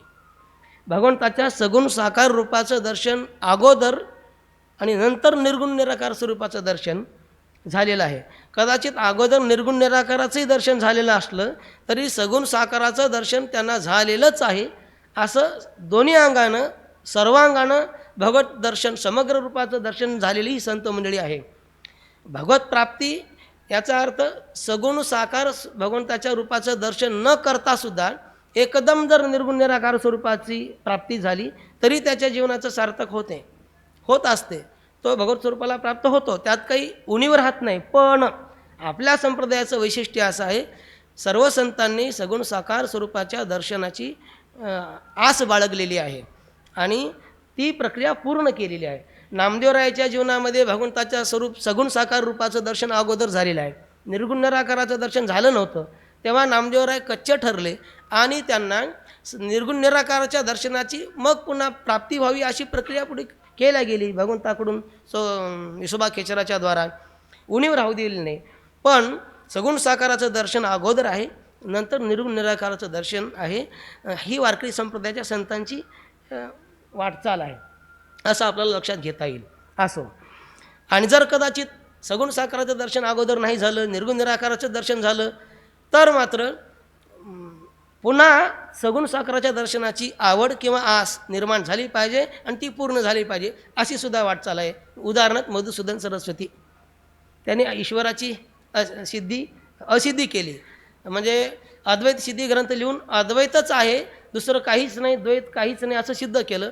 आणि परमात्म्याने त्यांनासुद्धा भुरळ पाडलं. काय करून? आपलं सगुण साकार रूप दाखवून, थोडीशी झलक दाखवून मग त्यांनासुद्धा सगुण साकाराची आस निर्माण केली. अशा प्रकारे या अगोदर हे नंतर ते, किंवा अगोदर ते नंतर हे, काही असो, पण दोन्ही अंगानं भगवंताच्या स्वरूपाची प्राप्ती किंवा दर्शन झालं पाहिजे, ही आपल्या वारकरी संप्रदायाच्या संतांची भूमिका आहे किंवा हाच मार्ग आहे त्यांचा. कदाचित याच्यातून आपण एकाच अंगानं वाटचाल केली तर आपण मार्ग सोडून गेलो आहे, म्हणजे चुकलो आहे आपण कुठंतरी, असे या ठिकाणी आपण लक्षात घ्यायला हरकत नाही. चुकलो सांग दिशेपंथ, गेले संत तोय सांग. तुका म्हणे सोंग वाया, कारण या अनुभवे. आणि म्हणून भगवंताचं जे सोंग आहे, म्हणजे सोंग म्हणजे आता हे धारण केलेलं रूप, सगुण साकार स्वरूप, कारण या अनुभवे. तर 28 कारण म्हणजे फल सांगितलेलं आहे. हां, तर भगवंताचं समग्र रूप, समग्र स्वरूप हे फल आहे. मग आता सांगितल्याप्रमाणे समग्र दर्शन भगवंताचं झालं पाहिजे, त्याचा अनुभव आला पाहिजे, अशा प्रकारचं तुकोबारायांचं या ठिकाणी मनोगत आहे. आता तुम्ही कृपावंत साधू संत जीव लगन, गोमटे ते करा माझे भार ओझे तुम्हासी. हे भगवंता नाही, तुकोबाराय म्हणतात साधू संतांना, हे जीवलग असणारे साधू संत मंडळी, तुम्ही कृपावंत आहात, तुम्ही कृपायुक्त आहात. तुम्ही काय करा? माझं चांगलं करा, काहीतरी उचित करा, गोमट करा, म्हणजे चांगलं करा. काय करा? भार ओझे तुम्हासी, माझा भार, माझं ओझं मी तुमच्याकडे सोपवतोय, तुमच्या चरणी ठेवतोय. वंचिले ते पायापाशी नाही अशी वेगळे, मला तुम्ही वंचित करू नका. भगवंताच्या भेटीपासून, भगवंताच्या प्राप्तीपासून मला तुम्ही वंचित करू नका, नाही असे वेगळे.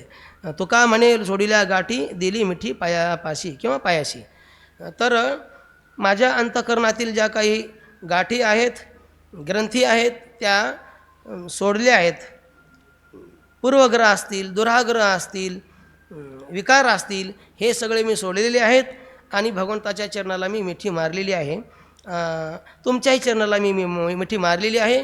म्हणून तुम्ही काय करा? माझी विनंती स्वीकार करा आणि माझं काय जेणेकरून चांगलं होईल, माझं हित होईल, जीवन सार्थक होईल, अशी मी तुमच्या चरणाजवळ विनंती करतो. असं साधू संताकडे तुकोबाराय विनयवनी करतात. सुख वाटे परिवर्म, धर्माधर्म न कळे, गायनाचे एवढे जाणे, विठ्ठल म्हणे निर्लज्ज. सुख वाटे परिवर्म, धर्माधर्म न कळे, अर्थात भगवंताच्या अध्यात्मचिंतनामध्ये सुख वाटते, भगवंताच्या चिंतनामध्ये सुख वाटते. वर्म म्हणजे रहस्य, वर्म म्हणजे युक्ती, पण युक्ती मला कळत नाही.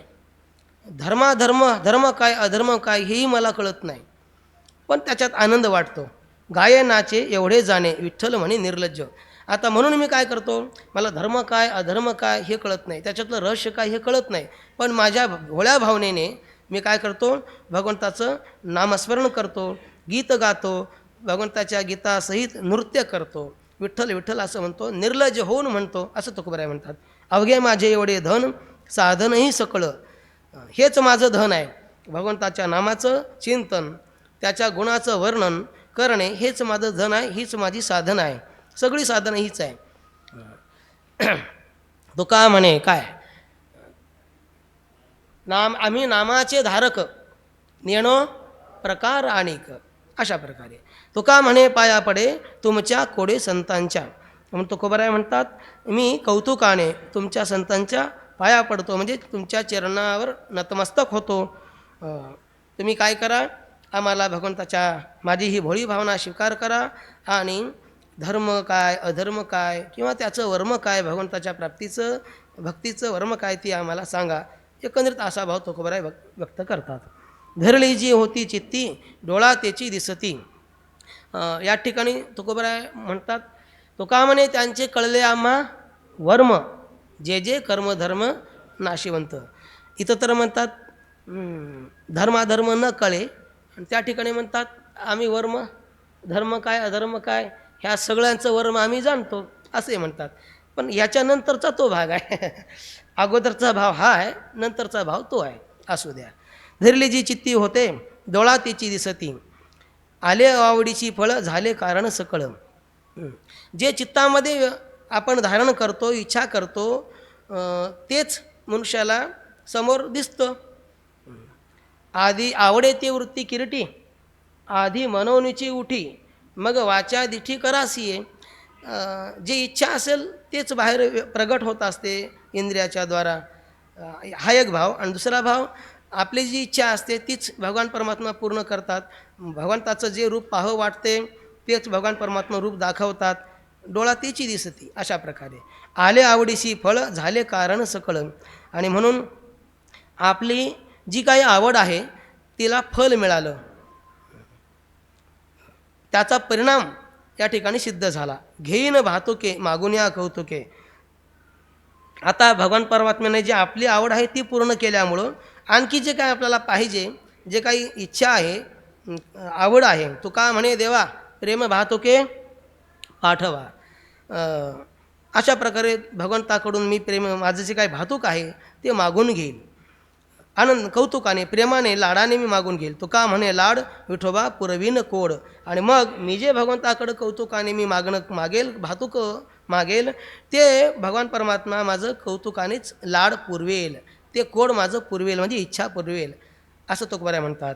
बहुता दिसांची आजी झाली भेटी, झाली होती तुटी काळगती. अनेक दिवसांची जी माझी इच्छा होती ती आता, तो वियोग होता भगवंताचा आणि माझा, जो वियोग होता अनेक दिवसापासून, तो वियोग या ठिकाणी नष्ट झालेला आहे आणि भगवंताची भेट झालेली आहे. भगवंताच्या प्राप्तीचा योग आलेला आहे. काळगती म्हणजे योग आलेला आहे, संयोग प्राप्त झालेला आहे. येथे सावकाश घेईन ते धणी, गेली अडचणी उगवणे. आता भगवंताची भेटी किंवा संयोग प्राप्त झाल्यामुळे आता सावकाश, धनी म्हणजे इच्छा पूर्ण करून घेईल, माझी इच्छा पूर्ण करून घेईल. गेली अडचणी उगवणे, जी काही अडचण आहे ती संपून गेली, नष्ट झाली. बहुदुःख दिले होते घरी कामे, वाढला हा श्रम. आणि वाढला हा श्रम होता. आतापर्यंत भगवंताची भेटी झाली नव्हती, त्यामुळं खूप काही दुःख होतं.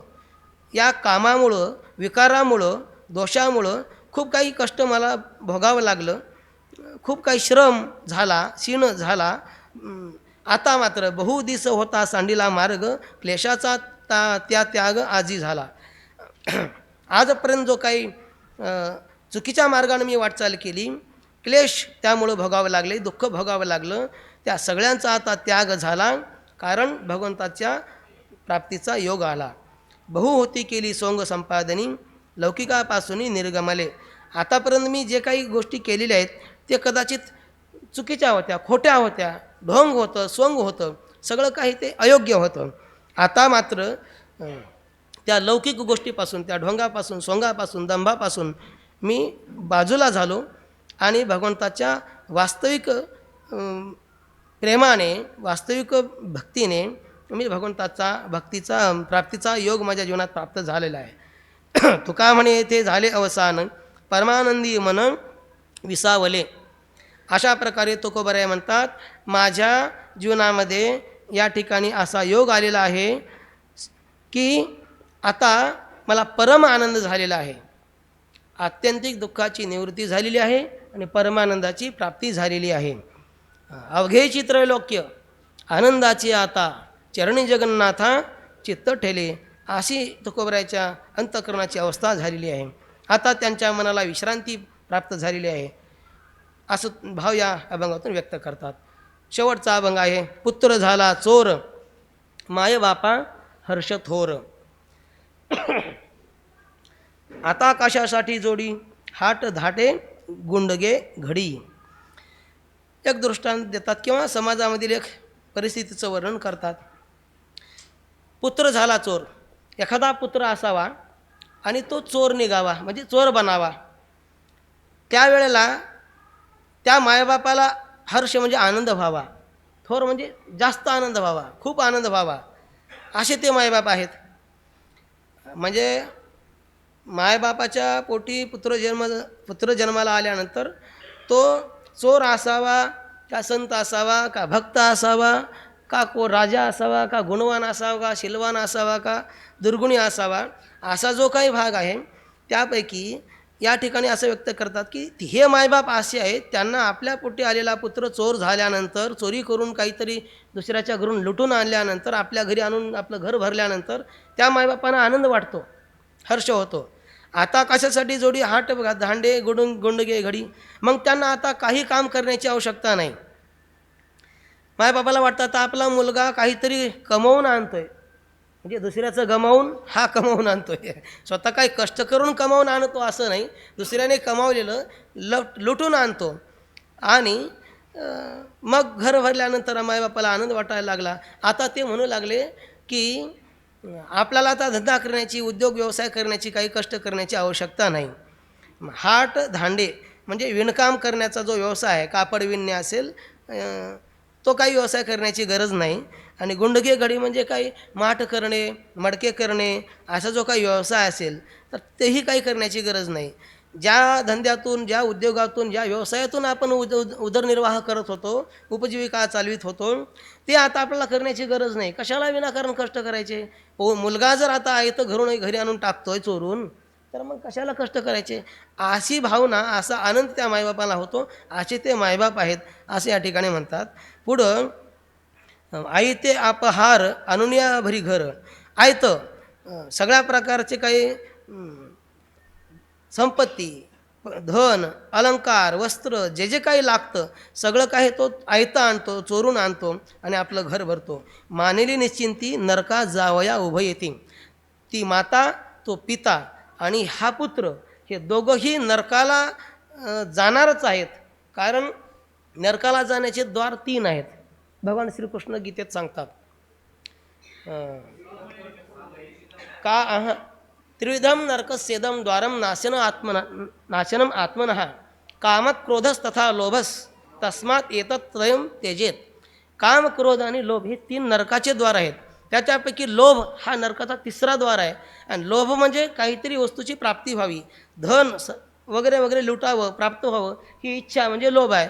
तर या लोभरूपी विकाराच्या परिणामामुळं लोभाने ग्रस्त होऊन जे काही चोरी करून आणतोय, तर त्याला जरी समाधान वाटत असेल, त्याच्या मातापित्यांना जरी समाधान वाटत असेल, आनंद वाटत असेल, तरी हा आनंद त्यांना आनंद देणारा नाही. उद्या नरकातलं दुःख भोगावं लाविणारा आहे, नरकात लोटणारा हा आनंद आहे. आणि म्हणून या ठिकाणी हे कार्य योग्य नाही. पण त्या लोकांनी, त्या मातापित्यांनी, पुत्रांनी याच्यात आनंद मानलेला आहे. आता मात्र ते दोघंही नरकाला जाणार आहेत, कारण ते नरकाचं द्वारच आहे. झोंडा झोंडणीचे पोटी फळे विजाती करंटी. आणि अशा प्रकारचे जे मायबाप आहेत ना, दुष्ट, विकारग्रस्त, विकारी, दुर्गुणी, दुराचारी, तर त्यांच्या पोटी फळे विजाती करंटी. पुत्रसुद्धा तसेच दुर्गुणी जन्मतात. अशुद्ध बीजापोटी फळे कसे रसाळ नाही येते. शुद्ध बीजापोटी फळे रसाळ गोमटी आणि अशुद्ध बीजापोटी फळे रसाळ नाही येते. अर्थात अशुद्ध जर बीज असेल, फळ रसाळ कधी मिळणारच नाही. जसे बीज तैसे फळ. हां, अर्थात अशुद्ध बीज असेल अशुद्ध फळ, शुद्ध बीज असेल शुद्ध फळ. आणि म्हणून शुद्ध माता पित्यांच्या पोटीत शुद्ध कन्यापुत्र जन्माला येतात. कुळी कन्यापुत्र होते जे सात्विक कुळात, सात्विक माता पित्यांच्या किंवा सात्विक पती पत्नींच्या पोटी सात्विक कन्यापुत्र जन्माला येतात. राजसिक कुळामध्ये राजसिक पती पत्नींच्या किंवा राजसिक माता पित्यांच्या पोटी राजसिक कन्यापुत्र जन्माला येतात. तामसिक कुळामध्ये तामसिक कन्या माता पित्यांच्या पोटी किंवा तामसिक पती पत्नींच्या पोटी तामसिक कन्यापुत्र जन्माला येतात.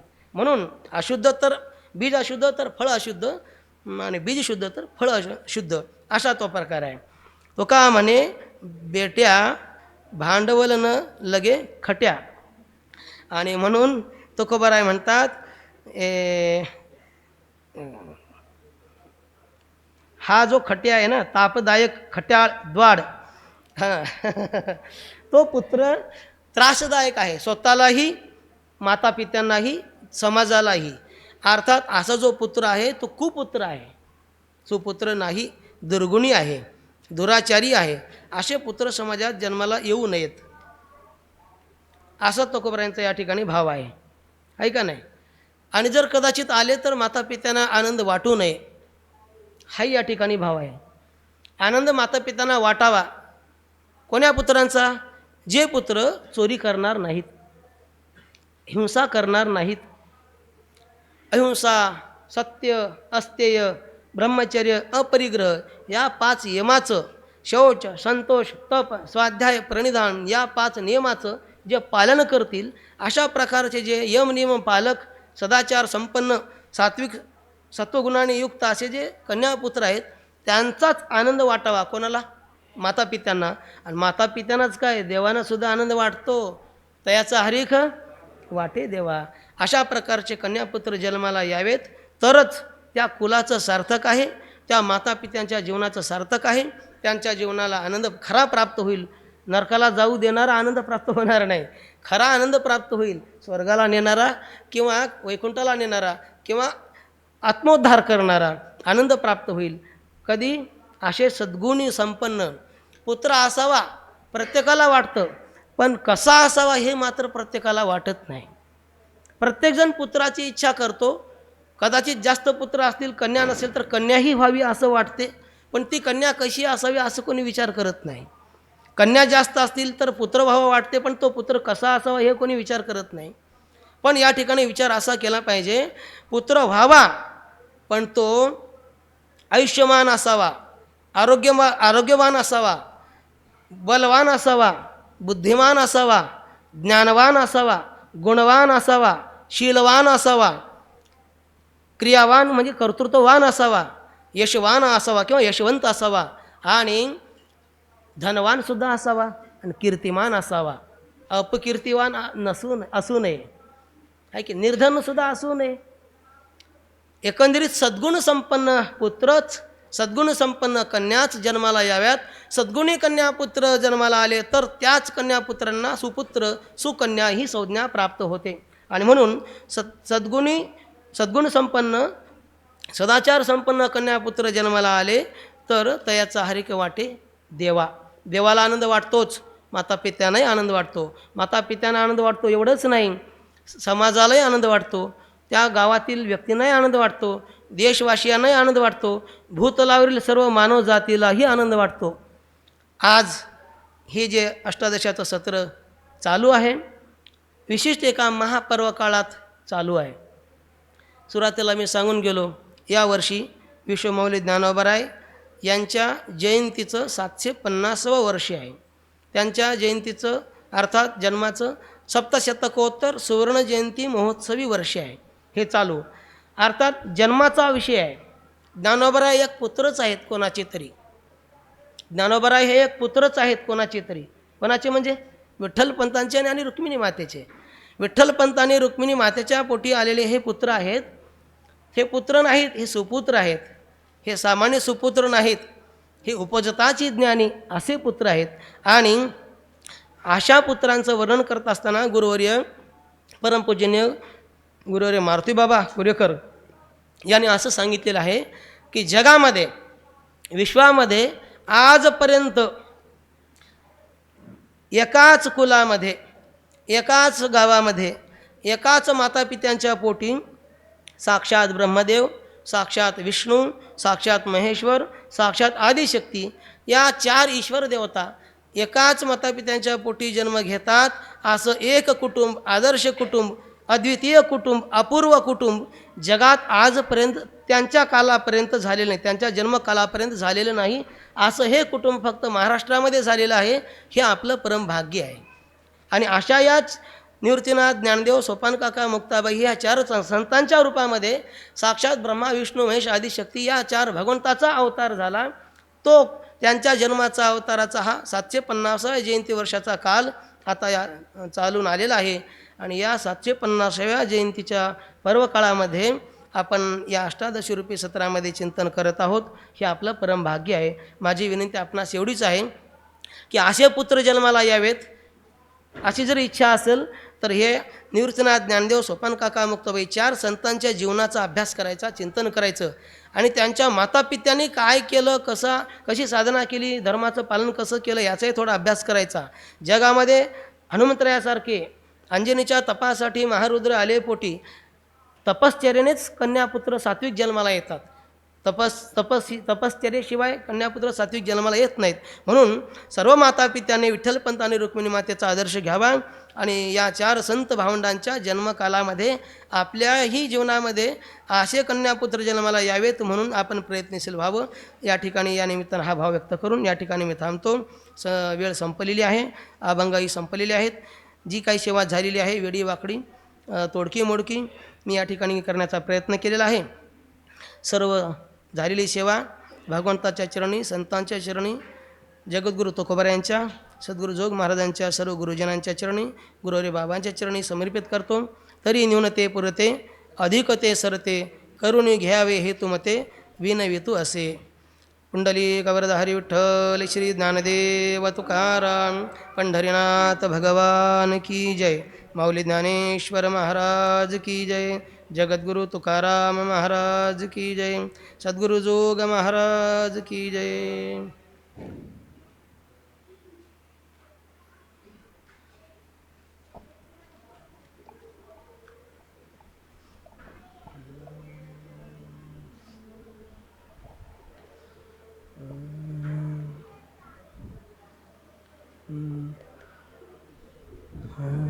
परिमळाची धाव भ्रमर ओढी, परिमळाची धाव भ्रमर ओढी, तैसी तुझी गोडी लागो मज, तैसी तुझी गोडी लागो मज, अविट गे माय विटेना, अविट गे माय विटेना, जवळी आहे परी भेटेना, जवळी आहे परी भेटेना, अविट गे माय विटेना, अविट गे माय विटेना, तृषा लागली या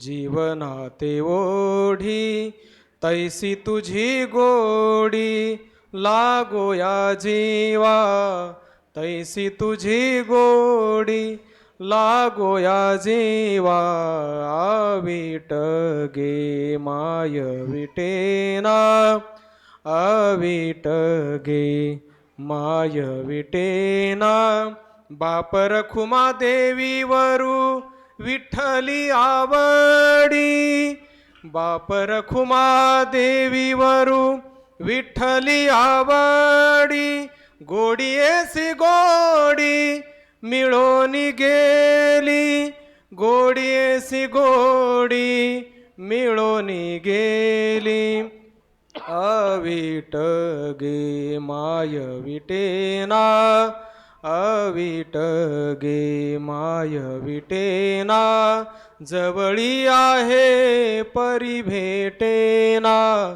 जवळी आहे परी भेटेना, अविट गे माय विटेना, अविट गे माय विटेना.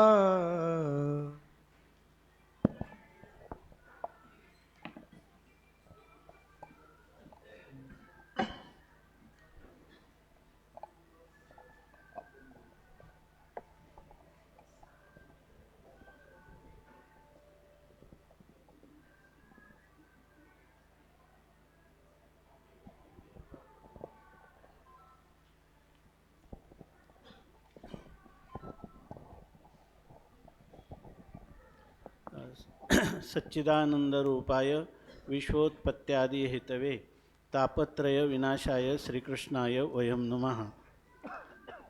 भगवान संत सम्राट माऊलींच्या कृपेने अष्टादशाचा आज 16वां ज्ञानसत्राचा दिवस आहे आणि त्यामध्ये आज आमचे पितृतुल्य असणारे की ज्यांनी आत्तापर्यंत म्हणजे गेल्या ह्या लॉकडाऊनच्या अगोदरपर्यंत सर्व अष्टादशाह आमचे पितृतुल्य असणारे तात्या आणि नाना हे दोघं ह्या सभेमध्ये असत आणि त्यामुळं आपल्याला एक मोठे आधारस्तंभ असल्यासारखं आणि आपला एक स्वाभिमान वारकरी संप्रदायाचे इतके वयोवृद्ध तपवृद्ध आणि दोघांची परमवंदनीय प्रातस्मरणीय स्वामीजींवर अतिशय श्रद्धा होती. त्यांचे जोडीदार असणारे तात्याही आपल्यातून गेलेले आहेत आणि आपल्या सर्वात ज्याला जोनं खोड म्हणतो आपण असे असणारे आपले पितृतुल्य भास्कर नाना नलगे कोळगाव ते या ठिकाणी आलेले आहेत.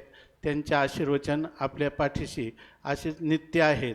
म्हणून या ठिकाणी या भगवान संत सम्राट माऊलींच्या संस्थांनी जो हा उपक्रम आरंभ केलेला आहे त्याच्यामध्ये आपल्या श्रोत्यांचं असणारं जे काही अदृष्ट आहे ते सर्व अदृष्ट त्यांना या काळात दररोज ते आता किती 93 वय आहे 94 त्या 94 वयामध्ये दररोज या ठिकाणी इथं हे आमचे काका बसलेले आहेत. ते जसं ज्ञानेश्वरीचं वेळ लागून सकाळपासून रात्रीपर्यंत मंदिरात असतात तसं नानांच्या समोर सारखा गाथा असतो. गाथा ज्ञानेश्वरी आणि भागवत त्यापैकी सध्या तुकोबारायांच्या गाथेने रात्रंदिवस ते त्या विचाराने आप्लुत होत राहतात, स्नात होत राहतात आणि ते आपल्या या ठिकाणी आज आलेले आहेत. म्हणून नानांचा आपल्या हरिभक्तपरायण असणारे बंधुवर्य श्रीनिवास महाराज यांच्या हस्ते थोडासा सत्कार केला जात आहे. म्हणून या ठिकाणी नानांना इथं घेऊन येता येतं ना.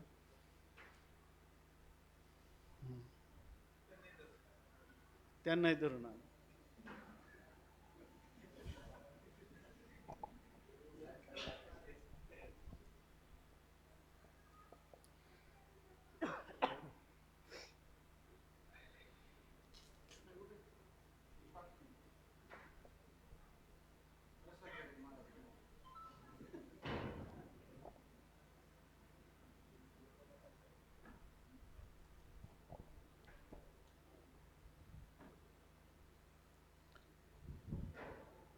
नानांना असं दीर्घायुष्य आरोग्य आत्मबल मनोबल बुद्धिबल असंच अकाट्य राहो अशी माऊलींच्या सत्तेतून त्यांच्या चरणी प्रार्थना करून या ठिकाणी हरिभक्तीपरायण बंधुवर्य श्रीनिवास महाराज थोडासा सत्कार करत आहे.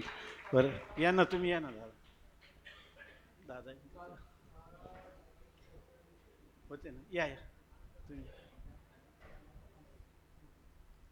आपुलिया हिता जो असे जागता धन्य माता पिता तयांच्या या घरामध्ये सून नातवंड नातसुना मुलं सर्वच्या सर्व एखाद्या लहान बालकाप्रमाणे या नानांची सेवा करतात. ते म्हणून आज ही स्थिती आहे. खरं तर हे सगळं पुण्य त्यांचंच आहे. यानंतर हां खुर्चीत इथं द्या ना खुर्ची.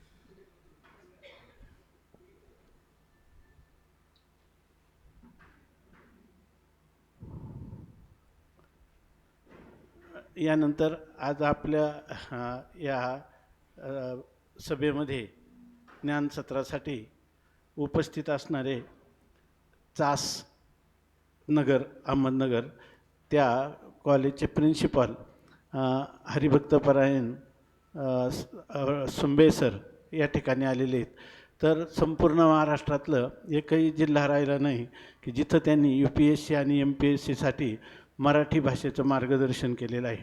इतर थोर साहित्यिक असतील पण आमच्या दृष्टीनं ज्याला खरा साहित्याचा व्याकरण शुद्ध अशा प्रकारचा अभ्यास आणि मार्गदर्शन संपूर्ण महाराष्ट्र बोर्डाला आणि मराठी भाषा परिषदेला करणारे गुरुवर्य सर आता ते जेव्हा सेवानिवृत्त होतील तेव्हा त्यांचा आळंदीच्या विद्यार्थ्यांना खरा उपयोग होईल.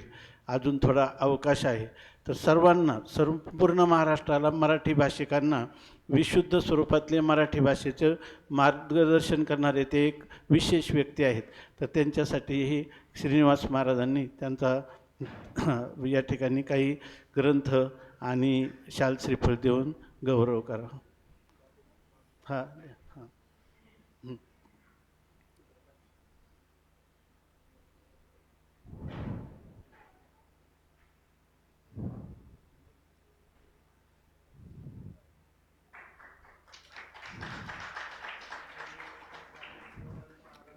पुंडलीक वरदा हरिविठ्ठल श्री ज्ञानदेव तुकाराम ज्ञानेश्वर महाराज की जय.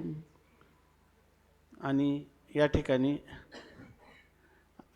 खुर्चीत बसायचं. हां, या ठिकाणी आज आपल्यामध्ये एक प्रकारचे आशीर्वाद देण्यासाठी गेल्या 2 दिवसापासून उपस्थित असणारे पितृतुल्य असे आमचे हरिभक्तपरायण पितृतुल्य नामदेवजी थोरात महाराज ते या ठिकाणी आलेले आहेत.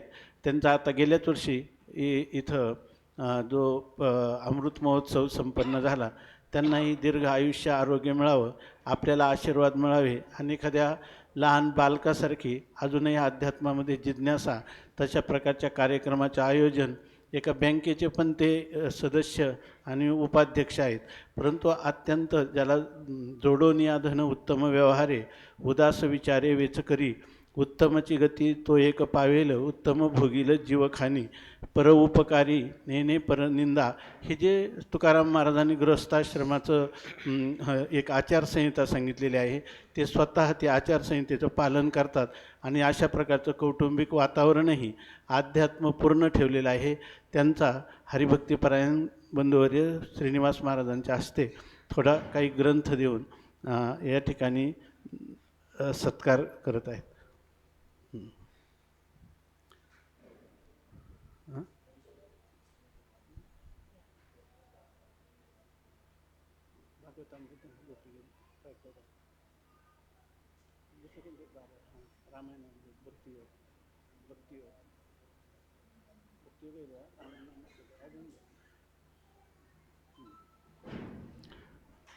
पुंडलीक वरदा हरिविठ्ठल श्री ज्ञानदेव तुकाराम ज्ञानेश्वर महाराज की जय.